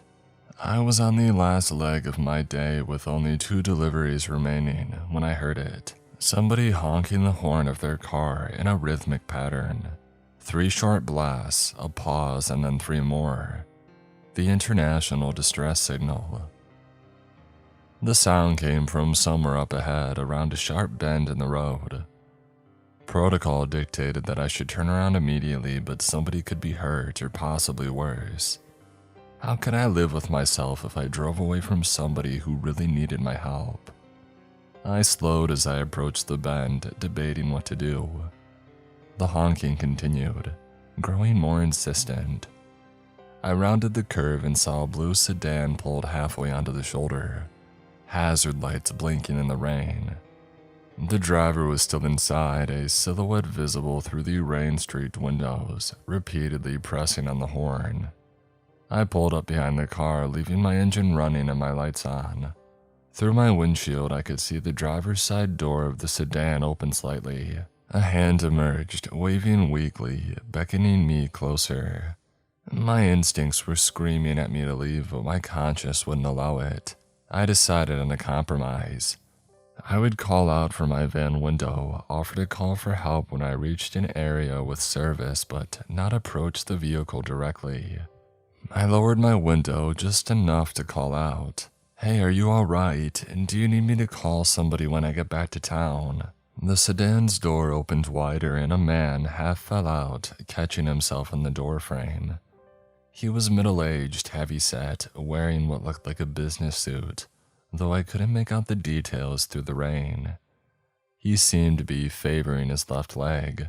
"Please," he called back, his voice strained. "I think it's broken. My leg, I can't drive. Could you just help me back into my seat and then I can call for help?" Something about his story didn't add up. If he was injured, why had he gotten out of the car at all? And if he had a phone, why was he honking for help instead of calling directly? "I'm sorry, but I can't leave my vehicle," I replied. "Company policy. But I can definitely call someone for you when I get back to a place with service." The man's posture changed subtly. A straightening of the shoulders, a shift in weight that suggested his leg might not be injured after all. "You sure about that, friend?" His voice had changed too, dropping the note of pain and taking on a harder edge. "It's awfully lonely out here. Be a shame if something happened to your van. Flat tire maybe, no cell service. Miles from anywhere." A chill ran through me that had nothing to do with the rain. As I watched, two more figures emerged from the woods on the far side of the road, men in dark clothing moving with purpose toward my van. I threw the transmission into reverse, ready to back up and turn around, when I noticed a fourth figure directly behind my van, visible only as a dark shape in my side mirror, standing in the middle of the road where nobody had been seconds before. I was boxed in. The man from the sedan was approaching now, all pretense of injury gone. In his hand was something metallic that caught the light, a tire iron or a crowbar. "Hey, just stay calm and get out of the van," he called, his voice almost friendly now. "We only want what you're carrying. You can walk away from this." R&R handled all sorts of deliveries, but we rarely transported anything of significant value. Mostly household items, clothes, books, occasional electronics. Nothing worth risking an armed robbery for. But then I remembered my final delivery of the day. A small package headed for a jewelry repair shop. The contents listed simply as estate items for appraisal. I had to make a decision fast. The man with the crowbar was less than 10 feet from my driver's side door. The two from the woods were approaching from the passenger side, and the fourth remained behind me, blocking my retreat.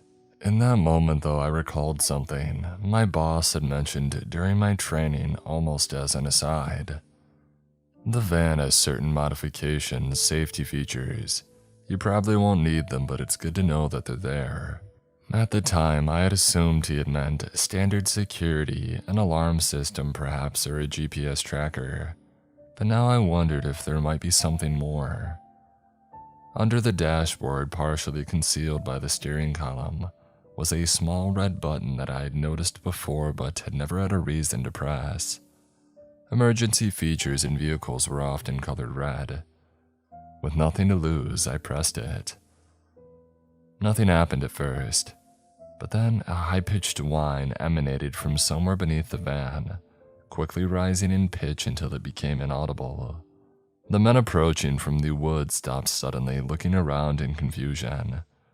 The man with the crowbar hesitated, and then he continued toward my door, raising the metal bar. "Get out now," he shouted, no longer bothering with the friendly pretense. I hadn't backed up yet, afraid of hitting the person behind me, but in my mirror I saw the fourth figure suddenly drop to his knees, hands clasped over his ears, face contorted in what appeared to be pain. The same reaction rippled through the others, the two from the woods stumbling, disoriented, and finally the man with the crowbar, who let out a howl of rage and pain before swinging wildly at my window. The glass cracked, but it held. I shifted into drive and floored the accelerator, aiming for the narrow gap between the sedan and the edge of the road. The van fishtailed in the mud but kept moving, scraping past the sedan with a shriek of metal on metal.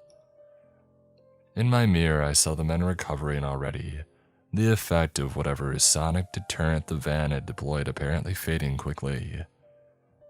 The man who had posed as the stranded driver was back on his feet, screaming something that I couldn't hear and pointing after me. I drove well over the speed limit all the way back to the depot, constantly checking behind me for any signs of pursuit from the men. There were none.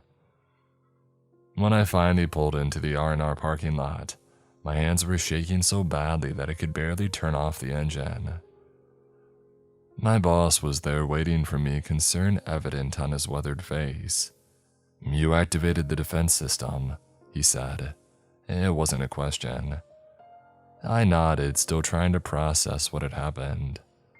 Well, there were 4 of them. They tried to make it look like somebody needed help, but they wanted to rob the van. My boss sighed heavily. "Not the van, they wanted you." "Me? Why would they?"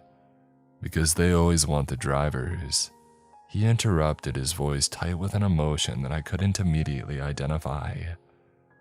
"Have you ever wondered why we have these rules? Why we're so careful about when and where we deliver? It's not just about efficiency or customer service." He led me into his office and closed the door. From a filing cabinet, he removed a thick folder and placed it on the desk between us.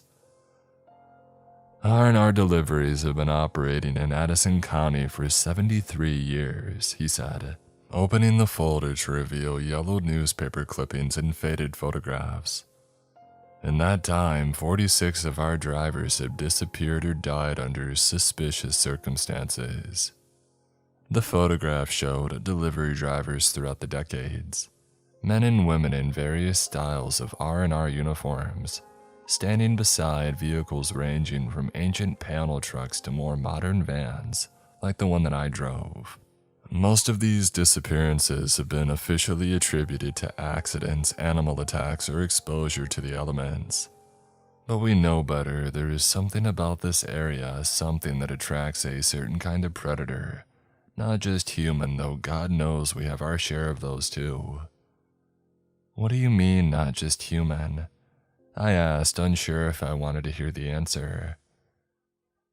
My boss looked at me for a long moment as if deciding how much to reveal. "You've followed the rules, Ellis. You've seen what happens when they're broken. You tell me, do you think all of the dangers you've encountered have been natural?" Before I could answer, he continued. "The incident today is what we call a horn trap. It's one of the oldest tricks, but it's still effective. A group that calls themselves the Collectors sets them up 2 or 3 times a year, targeting delivery drivers, postal workers, anyone who might be alone on those back roads." "But why? What do they want?" "Different things from different victims. Some they rob and release. Others..." He trailed off, and then tapped a photograph of a young man in a 90s-style R&R uniform. Calvin Wilson disappeared after responding to a distress call much like the one that you described. 2 weeks later, parts of him were found scattered across 3 different properties, each piece carefully preserved. I felt sick. And the police. They do what they can, which isn't much. The Collectors are careful. They move around, change their methods, and they have connections in the area. People who look the other way.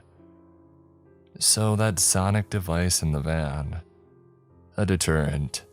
It emits a frequency that causes disorientation and pain in humans.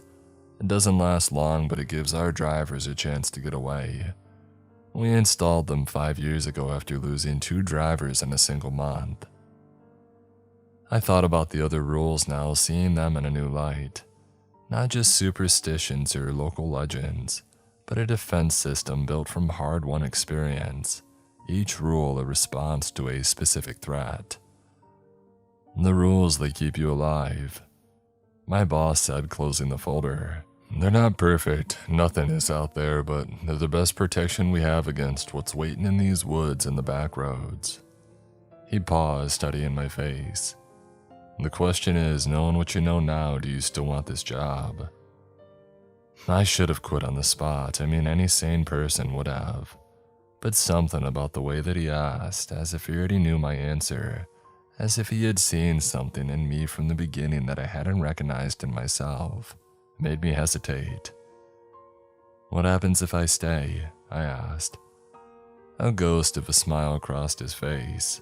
You keep delivering packages, you follow the rules, and eventually you help train the next driver, pass on what you've learned. And if I go, the smile faded. Then you go, but they know your face now, the collectors. They don't forget and they don't forgive being thwarted.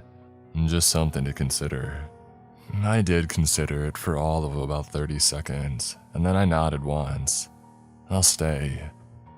He didn't seem surprised. He just handed me a new laminated card, identical to my original rule card, but with one addition at the bottom.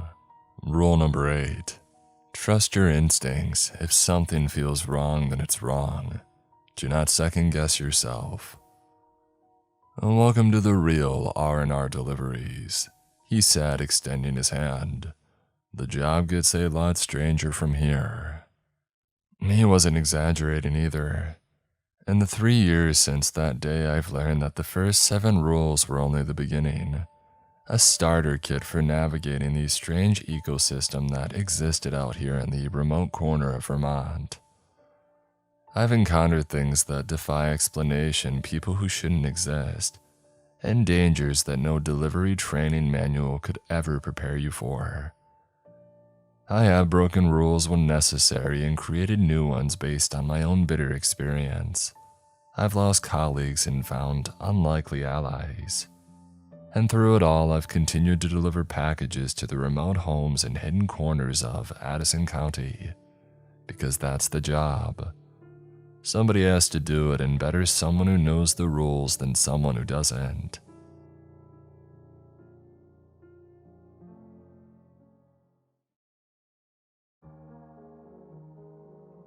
I was the first person from my family to go to university, and as I packed up my car and got ready to leave home, I felt proud and excited. There was sadness as well. I would miss my parents and still wondered what might have been if Mary Beth and I had stayed together. She was my first love, and it still hurt that we had broken up. Even as I started the car and turned to give my parents a goodbye wave, it was her that I was thinking of. I focused on the road ahead. I would see my parents again when I came back for a visit at the end of the term, and no doubt I would see Mary Beth around town then as well, though hopefully not with Todd, her new boyfriend. It was warm, a clear day in early September as my hometown slipped away behind me, and I was soon on the interstate with the radio on. I would meet plenty of girls at university, I told myself, and I turned the music up. The campus I would be studying at was on a city center site, and I found accommodation in a student residence close by. After a long day's drive, I reached my destination, parked up and climbed out of my car. My back was aching and my neck was stiff from all the hours behind the wheel, but as I stood on the sidewalk and took a first look at my new neighborhood, I soon forgot about my discomfort. There was a myriad of stores that seemed to sell everything under the sun, and I could see at least half a dozen bars and restaurants within a few minutes' walk. I wasn't old enough to go in the bars, and from the looks of the restaurants, I doubted that I would be able to afford to eat in them, but that wasn't the point. They were pulsing with life, the whole street was, and it was infectious. And then a police car sped past, its siren blaring. I was in such a good mood, this felt exciting rather than worrying. In my small hometown, the sound of a police siren after dark would have set off a chorus of barking dogs and twitching curtains. Here, I seemed to be the only person who was paying any notice to it. Even the busker across the road had not missed a note in his enthusiastic rendition of an 80s classic as the car passed. It had charted when I had still been a glint in my parents' eyes, but it was one of those songs that endured. The busker hit an especially high note and coins clinked into his open guitar case from people walking by. Somebody was filming the busker as well, a young woman maybe a couple of years older than me. Her long dark hair hung almost to her waist, and I only realized that I was staring when she had finished filming, turned around and glanced at me. I felt my cheeks coloring, looking down at my feet and sensed rather than saw her walking towards me. "Hey newbie," she said brightly. I looked up. She was very pretty and she was smiling at me, so I needed to say something dazzling and funny and cool. I failed. Instead I said, "Hey, how do you know that I'm new?" She turned to my car and replied, "From the number of things packed into your car that were clearly put there by parents. Top tip, it's not worth the effort of carrying most of those things up to your room." I grinned and I knew exactly what she meant. I had boxes of groceries that I had bought when I arrived, but my mom insisted that I bring them just in case. She had not specified in case of what. Possibly a zombie apocalypse that left the city stores all out of canned soup and toilet paper. I grinned sheepishly and replied, "It won't be too bad. I can use the elevator." She threw her head back and laughed. "The elevator? That hasn't worked since I moved in." I knew that my room was on the 18th floor and the prospect of having to get everything up that many stairs was stressful. But on the plus side, this gorgeous young woman was going to be one of my neighbors, so life wasn't all that bad, I figured. Especially if I could get to know her better. I said. "Well, in that case, maybe you could give me a hand carrying it up. We could maybe go out afterwards and I could buy you a coffee as a thank you. Or a pizza," I added hastily, thinking how weak a coffee sounded the moment the words were out of my mouth. She laughed again. "Good try," she said. "See you around. Maybe." And with that she was gone, letting herself into the student apartment block with a swipe card. I stood there still smiling for a minute and then took a deep breath and started unloading my car. What felt like an absolute age later, I collapsed onto the bed in my new room surrounded by boxes. I was exhausted and as my eyes closed, I thought how all I wanted to do was sleep. Which was the moment that the music started up. It sounded like it was coming from the room directly below mine. A bass beat that felt like it was making my entire room shake. I lay there with my eyes open, now wide open. All my neighbors were students, so it was no surprise really that there was music blaring out. I checked the time on my phone. It was 10 p.m. So late for sharing your tunes at volume, but not completely unreasonable, I decided. I sighed and rolled off the bed and decided to unpack. Hopefully soon the music would quit and I could get to sleep. 4 hours later, just after 2 a.m., the music finally stopped. I was so relieved that I lay back down on the bed. The quiet was bliss. 10 minutes later, I heard a door slamming and voices in the room next door, and then a new sound system had started up. I pulled a pillow around my head and wished the world would just go away. At some point, the party next door must have ended, or I was so tired that I fell asleep anyway despite the music. When I woke, I felt blurry and was not so sure where I was. I blinked around and looked at the half-unpacked boxes in the strange room and remembered. I rolled off the bed and went to get breakfast. There were plenty of places to eat with prices that wouldn't break the bank, scattered among the more upmarket joints that offered artisan bread and organic everything. After bacon, grits, and a stack of pancakes drowned in syrup, I started to feel human again despite my sleep deprivation, and I opened up my laptop.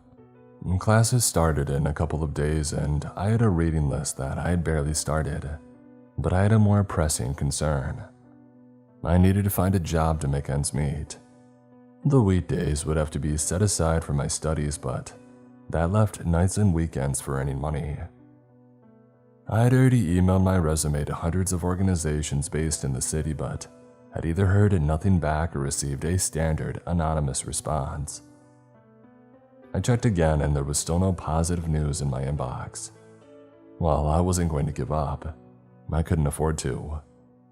And now that I was here in the city, I could take a more direct approach by calling in person into offices and shops and bars and ask to speak with a manager. I set off, full of hope, but after hours of trying, I had achieved nothing. I was left thoroughly deflated. It had been humiliating. With the sun starting to set in the sky, I slumped down onto a bench and tried to think of alternative ways to earn money. Perhaps I could volunteer for medical experiments and risk developing mutant powers. Or perhaps sell an organ. There must have been something that I did not need. I was wondering if leaving home had been a mistake when I noticed a sign in the window of the building opposite. The building at first glance looked derelict and the sign was just about visible under smeared-on dirt. It read, "Delivery drivers wanted," and it was handwritten. It was massively uninspiring, but I was desperate. I got to my feet and went to look for an entrance to the building. I found a door around the back in an alley and a broken glass crunched under my feet as I walked up to it. I pressed the intercom and when there was no answer at first, I spoke into it. "Hey, I saw your sign." There was a crackling sound when the door buzzed open. Here goes nothing, I thought, and I went in. I found myself in a shabby reception area. An air conditioner rattled and flies circled a dusty light bulb that hung from the ceiling.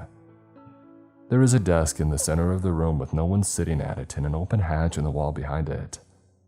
Next to the hatch, there was another door, one presumably that would take you into the rest of the building. I noticed as well that there was a strange smell in that room, a rank odor that made me want to put my hand over my nose and mouth. I was wondering what it was when the door in front of me opened and a man walked in.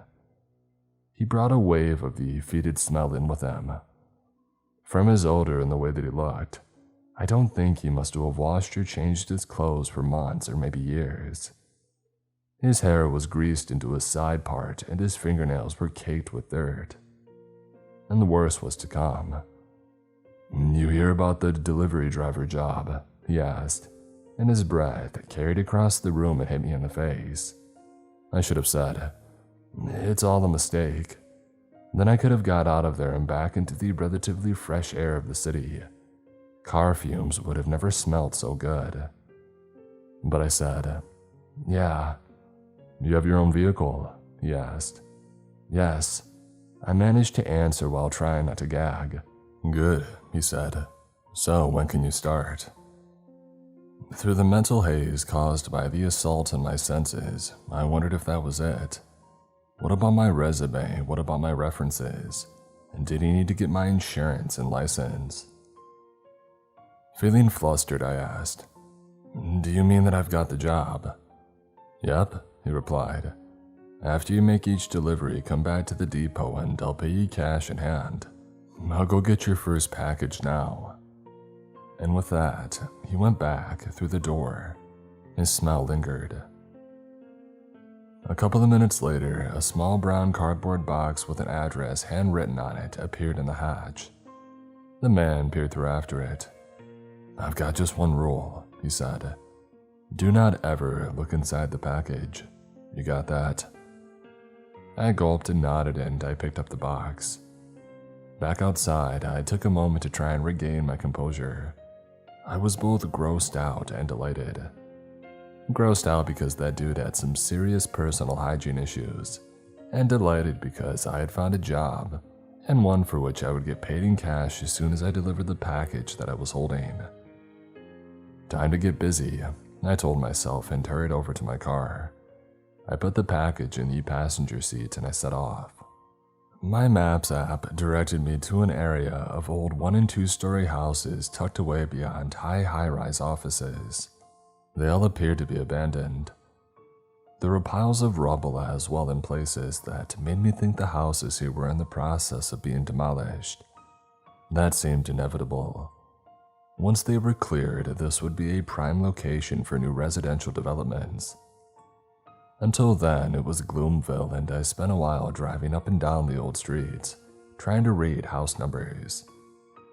Finally, I found the house that I was looking for, and I parked up outside of it. The paint on the wooden boards on the house's facade was peeling away, and all of the windows were boarded up. But the number next to the porch matched the one on the package. Telling myself that this must be the right place, I picked up the package from the passenger seat. It felt sticky underneath. I lifted it up and I looked at the base. A dark stain had spread out over the cardboard box. Something inside of it had leaked. And much worse, whatever it was, it had leaked all over my car seat. I cursed, hoping that I wouldn't have to spend my fee for the delivery on getting my car cleaned. I climbed out of the car and I carried the package up to the house. It was only when I was at the front door that I noticed the package was still leaking. A blob of dark liquid dropped from the base and landed on the ground next to my feet. It wasn't just leaking, it was dripping. I looked back along the sidewalk. It had left a trail of dark droplets between my car and the house. My first delivery was going downhill and fast. I wanted to hand over the package and get out of there before things got any worse. Only if I rang the bell and handed over the package, the person that I gave it to would realize straight away that it was damaged. They would refuse delivery, would start demanding compensation, and I wouldn't get paid. I couldn't let the scenario that had played out in my head happen, so I put the package down and then rang the bell and made a hasty exit. It was a lousy plan B, but it was all that I could think of. I was almost back in my car when I heard the door open. I crouched down and looked back. The door hung half open. There was no light showing from inside, and at first, no sign of anybody there. And then a hand reached out. Its fingers were long and bony, and its fingernails were overgrown and twisted. These curled, almost claw-like things scraped over the package and then began to draw it into the house in the waiting darkness. The door closed. I was left crouching there, wiping away a bead of cold sweat which had trickled down my face. I opened the car door, got in, and started the engine and drove away. It had been a very unsettling experience. By the time that I got back to the depot, I was almost feeling better. When the man who had hired me handed over my payment, I felt a lot better. "That's great," I told him, putting the bills in my pocket. "Whatever," he growled, "and be back here tomorrow night and don't be late." I smiled and headed off. Back at my student housing, I trapezed up the stairs. This time, I didn't even make it through my front door before I heard the loud music blaring out. It seemed to be coming from at least 3 different directions.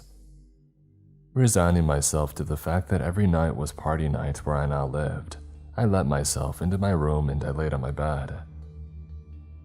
I got no sleep this time, and when I saw the sky lighting with the approaching dawn, I got up and went out to see if I could clean the stain off my car seat myself. As a street cleaner rattled past in their truck, I popped the lock and leaned in. In the glowing light of the new day, I could now see that the stain was dark red, and I had an awful feeling that I knew what it was. I had only ever seen this much blood on crime shows on TV, but there it was, soaked into the fabric of my seat. My shoulders slumped. No amount of scrubbing with a wet cloth and soap suds would get it out. I got my phone out and I was searching online to try and find out how much it would cost me to get the seat cleaned professionally, when I smelled a pleasant fragrance from behind me. I turned and saw the young woman from the evening before. Her long hair was elegantly plaited and she was wearing running gear. She also looked fresh and full of energy. I rubbed my face. When I had glimpsed in a mirror before coming outside, I had seen the dark patches under my eyes. I was exhausted and I looked it. Yet, she had clearly had a good night's sleep. I was about to ask her how she did that, but she was peering over my shoulder at the passenger seat. "Wow," she said. "Did you murder your passenger last night?" I was shocked at her accusation and said with a catch in my voice, "No." And then I saw the cheeky smile on her face. "I've got a job as a delivery driver, and one of the packages late." "What was in the package?" she asked. I really hadn't considered that. I had been too stressed at the time, and I scratched my chin and said, "Raw meat, perhaps. Something rare that you can't get in a regular store." "Yeah, it could be," she replied and then added, "Anyway, gotta get going. See you later." And with that, she jogged away. I went back to looking for a solution to my ruined seat. After 30 minutes of clicking and scrolling, I did not find anything that I felt I could afford, so I decided to leave it for a while. I had a lot of other things that I wanted to get done. I needed to arrange my student photo ID, register with the university library, and spend some serious time on my reading list. The day passed quickly, and I was feeling pleased with myself as I set off for the depot. I had put a towel over my seat so I wouldn't have to look at it, and out of sight, out of mind, it was working for me as I pulled up outside of the depot. The miasma of stale armpits and worse met me as I was buzzed in. The man was on the other side of the hatch with a package ready for me. It was around the same size as the last one, and it looked sturdy enough, and dry. I wanted to ask if it would stay that way, but to do so, it would risk alerting him to what had really happened with my last delivery. So I grinned and said, "Great," and then I took the package out to my car. When I saw that the address written on the package was for a regular apartment block in a good district, I felt reassured that this one was going to be a breeze. The journey was easy, and I found a parking space on a well-lit street. I checked all sides of the package and, relieved to see nothing had leaked out, I put it under my arm and went to find a soon-to-be satisfied customer's front door. There was no answer on the buzzer for the number and the address, so I tried a couple more until somebody let me in. The interior of the building was clean and smelled of air freshener, and the elevator was working. I caught it up to the 5th floor, stepped out into a pleasant passageway, and found the apartment that I was looking for. I pressed the buzzer and knocked, but there was no answer. Not a problem, I thought. I would leave it outside of the door. I put it down and smiled, and the package moved. It rocked slightly from side to side. I blinked and rubbed my eyes. I was tired, and I must have imagined that the package had moved. Surely. It rocked again faster this time, and I heard a dull thud come from inside. I frowned. I wasn't imagining this. There seemed to be something inside of the package, and it was stirring. A louder thud sounded, and the package jerked to one side. Whatever was in there was exerting some serious force. The package rattled and shook. The thudding was constant now, and then the package broke open. It was a small split just below where the address was written on. I instinctively took a step backwards. A second break appeared in the package close to the first, and something emerged through it. It was dark and sharp and was moving from side to side. It looked like some kind of limb, and another one was beginning to break free from the first split. And another, this one from a tear in the base of the package. As I watched with a mounting sense of horror, a dozen dark limbs appeared from inside of the package. Some probed and twitched into space. Others found the floor, and slowly, uncertainly, they began to crawl. Propelled by the legs of the things inside it, the package began to head towards me. I tried to run away, but I was so freaked out that I tripped myself up and ended up sprawled out on the floor. I looked up and saw the hideously animated package was almost on me. One of its limbs was flickering against my sneaker. I didn't hear the elevator open, did not realize someone had stepped out from it, until I saw arms reaching down and lifting the package up. The limbs went into a frenzy, but now they were clawing at nothing. I looked up into a face that was twisted with rage. "What have you done?" the man standing over me demanded. "This rare specimen is to have pride of place in my collection. If you have hurt it, I will sue you." And with that outburst, he stormed to his door with the package and hurried inside. I was left still, sitting on my backside. "How would you rate your delivery today on a scale of 1 to 5? I asked the empty passageway and then began to laugh hysterically. I gave it 20 minutes so that I could calm down before driving back to the depot to collect my money. I found the man waiting once more behind the hatch with a new package. I wasn't sure my nerves were up to it and asked, "Do you have another driver who could take it? You do the jobs that I allocate to you or you don't get paid anything," he told me with an ugly sneer on his face. "Fine," I said under my breath and took the package.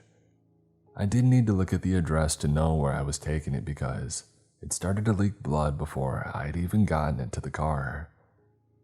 Muttering to myself, I put it on the towel of the passenger seat and I set off. I drove faster than I normally would and arrived at the house in good time. More of its neighboring houses had been demolished and there was a digger parked up as well. The redevelopment of the area seemed to be picking up pace. I picked up my own pace, hopped out of the car and put the package down outside of the house, and then I pressed the bell and made myself scarce. I was back in the car when the door had opened. I peered over at the darkness revealed, at the pale figure standing in its midst. Its eyes were dark voids in its face, its nose was flattened and its ears rose into sharp tips. It was holding the package in its grotesque grip.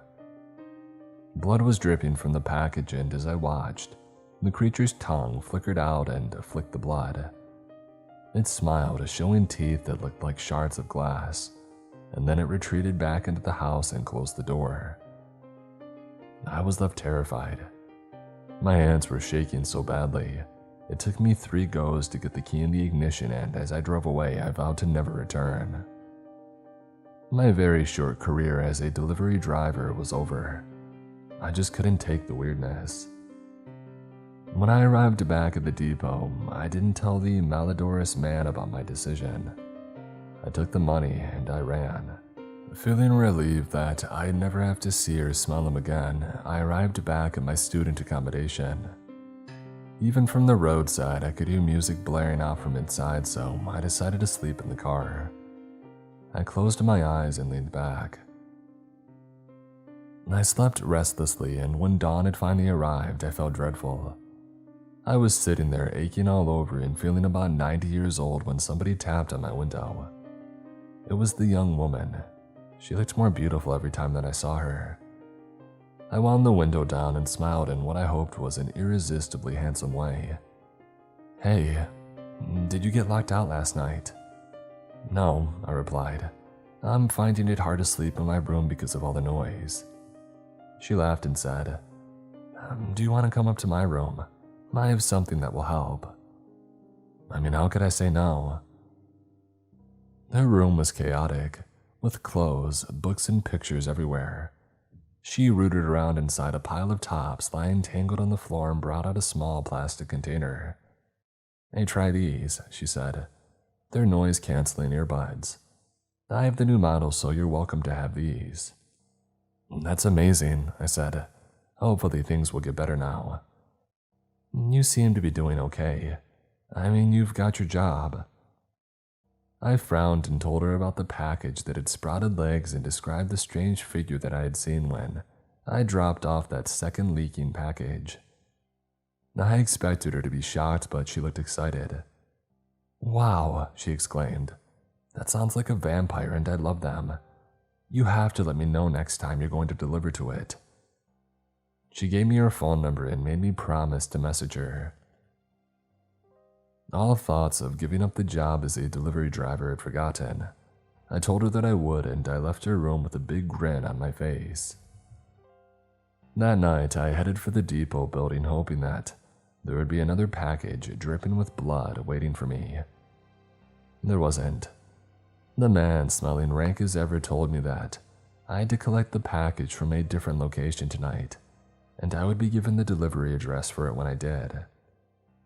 I had zero enthusiasm for this until he let me know where the collection was to be made. As soon as I was outside, I sent a message. "Hey, I'm heading to the vampire's house now." Moments after I pressed send, a reply came. "Take me with you." Yes, I thought, and we arranged a place for me to pick her up. 30 minutes later, I was driving through the night with a beautiful girl by my side. She had brought a cushion with her so she didn't have to sit on the messed up cover of the passenger seat, and her cheeks were flushed with excitement. For my part, I decided to ask her out on a date as soon as I could get the courage, and I was desperately hoping that she would say yes. In the meantime, there was the small matter of a package to collect. I pulled up in my usual place. More houses had been demolished, and I guess the house we were going to was due to be knocked down soon. I wondered if perhaps the strange creature who lived there was moving out because of this. I must admit, I didn't truly believe it was a vampire. It was grade A freaky looking, but that did not automatically make it one of the undead. Still, I was feeling very apprehensive now the moment to see it face to face again had arrived. I pressed the bell. My gorgeous companion had refused to stay in the car and had come with me. She was so stoked that she could not stand still as we waited for a response. But there was nothing. I was about to press the bell again when she put her hand on my arm and said, "Wait." And then she pushed the door. It creaked and opened. "Result," she said brightly and stepped inside. I took a deep breath and followed. Bugs with far too many legs scurried out of our way as we walked along a dark hallway. There was a large room at the end of it. I would have been very happy to not go into it, but she was hurrying ahead. She made her way into the room and then came to a halt and stopped. I walked up to her side and I understood why. The room was lit by a single candle in an ornate gold holder. Dark curtains hung over the windows, keeping the outside world away, and there were bones all over the floor. I thought of the packages that I had delivered and my theory that they had held raw meat. It looked like that I had been right and that this feast dripping with blood had been a regular delivery to the creature that had lived here. My companion took my arm and said, "Look." In an anteroom, there was a coffin on a table. She walked over to it and looked at the lid, and then she turned around and her eyes were shining as she told me, "It's got a note taped to it saying that it's for collection, and there's a delivery address as well." She clapped her hands together and added a delighted, "Amazing." I was still not happy about the whole business and said, "Okay, well, let's get the coffin in the car then. The sooner that we get it delivered, the better." "Well, after we look inside," she said gleefully. I remembered the disgusting guy at the depot's rule about never looking inside a package and said, "I really don't think that's a good idea." She wrinkled her nose up in the cutest way and replied, "Spoil sport." But she didn't ask again, and together we carried the coffin out to the car. It just about fit onto the back seats, and I was relieved when we drove away from the house. Being reduced to rubble was the best thing that could happen to the place, in my opinion. The delivery address was in a part of the city that neither of us had ever heard of, and I got completely lost. Between the stress of that and the strange package, and still trying to get up the nerve to ask for a date, my gut started to churn and I had to stop off at a diner so that I could use the restroom. I was the only person in the place apart from a tired-looking waitress. Once I had visited the restroom, I bought a couple of coffees to go, even though caffeine was the last thing that I needed, and then I returned to the car. It was empty. The passenger door was open in one of the back seats. As I came closer, I saw that the lid of the coffin was open as well. I started to feel sick with worry. Had curiosity gotten the better of her, and had she looked inside of the coffin? I peered into the coffin through the car window. There was nothing in there either. I swore out loud and began to look around frantically, and it was then that I saw the body laying on the ground. It was near a dark corner of the diner and I hurried over. It was the young woman. I knelt down and touched her face, and 2 trails of blood ran from cuts on her neck. She had been so full of life, so beautiful, and now she was gone. I began to cry. She must have disturbed the vampire in its coffin, and it had lashed out, had fed on her and stolen her life. As I knelt there weeping, I suddenly became aware of movement nearby. I turned, thinking that it might be the waitress, and I saw the vampire crouching in the shadows. Its hideous, bat-like head was tilted to one side, and its tongue flickered out.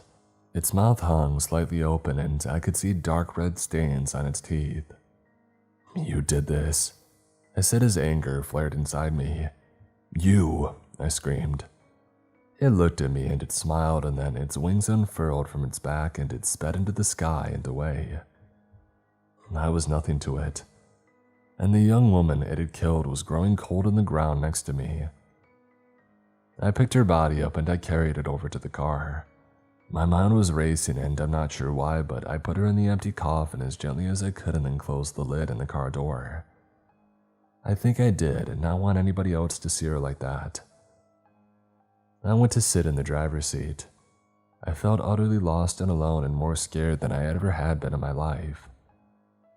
With dawn still hours away, I desperately tried to think what I should do next. I was still trying to think when I heard the back door click open. I span around. Shock sent cold waves through my body. The lid of the coffin was once more loose and it was empty, and there was someone standing outside the car. Her long dark hair hung down her back almost to her waist. Feeling as if I was in a dream, I climbed out of the car. She turned to me and smiled. Her lips were pale and her fangs razor sharp. "Help me," she said in a quiet voice. "I'm thirsty. I need to feed." Since that night, I've stayed with her. I watch over her coffin while she sleeps during the day. After dusk, I drive her to places where she can hunt for new victims to sate her bloodlust. I will do this as long as she needs me, because she is my dark mistress, my savage, beautiful creature of the night.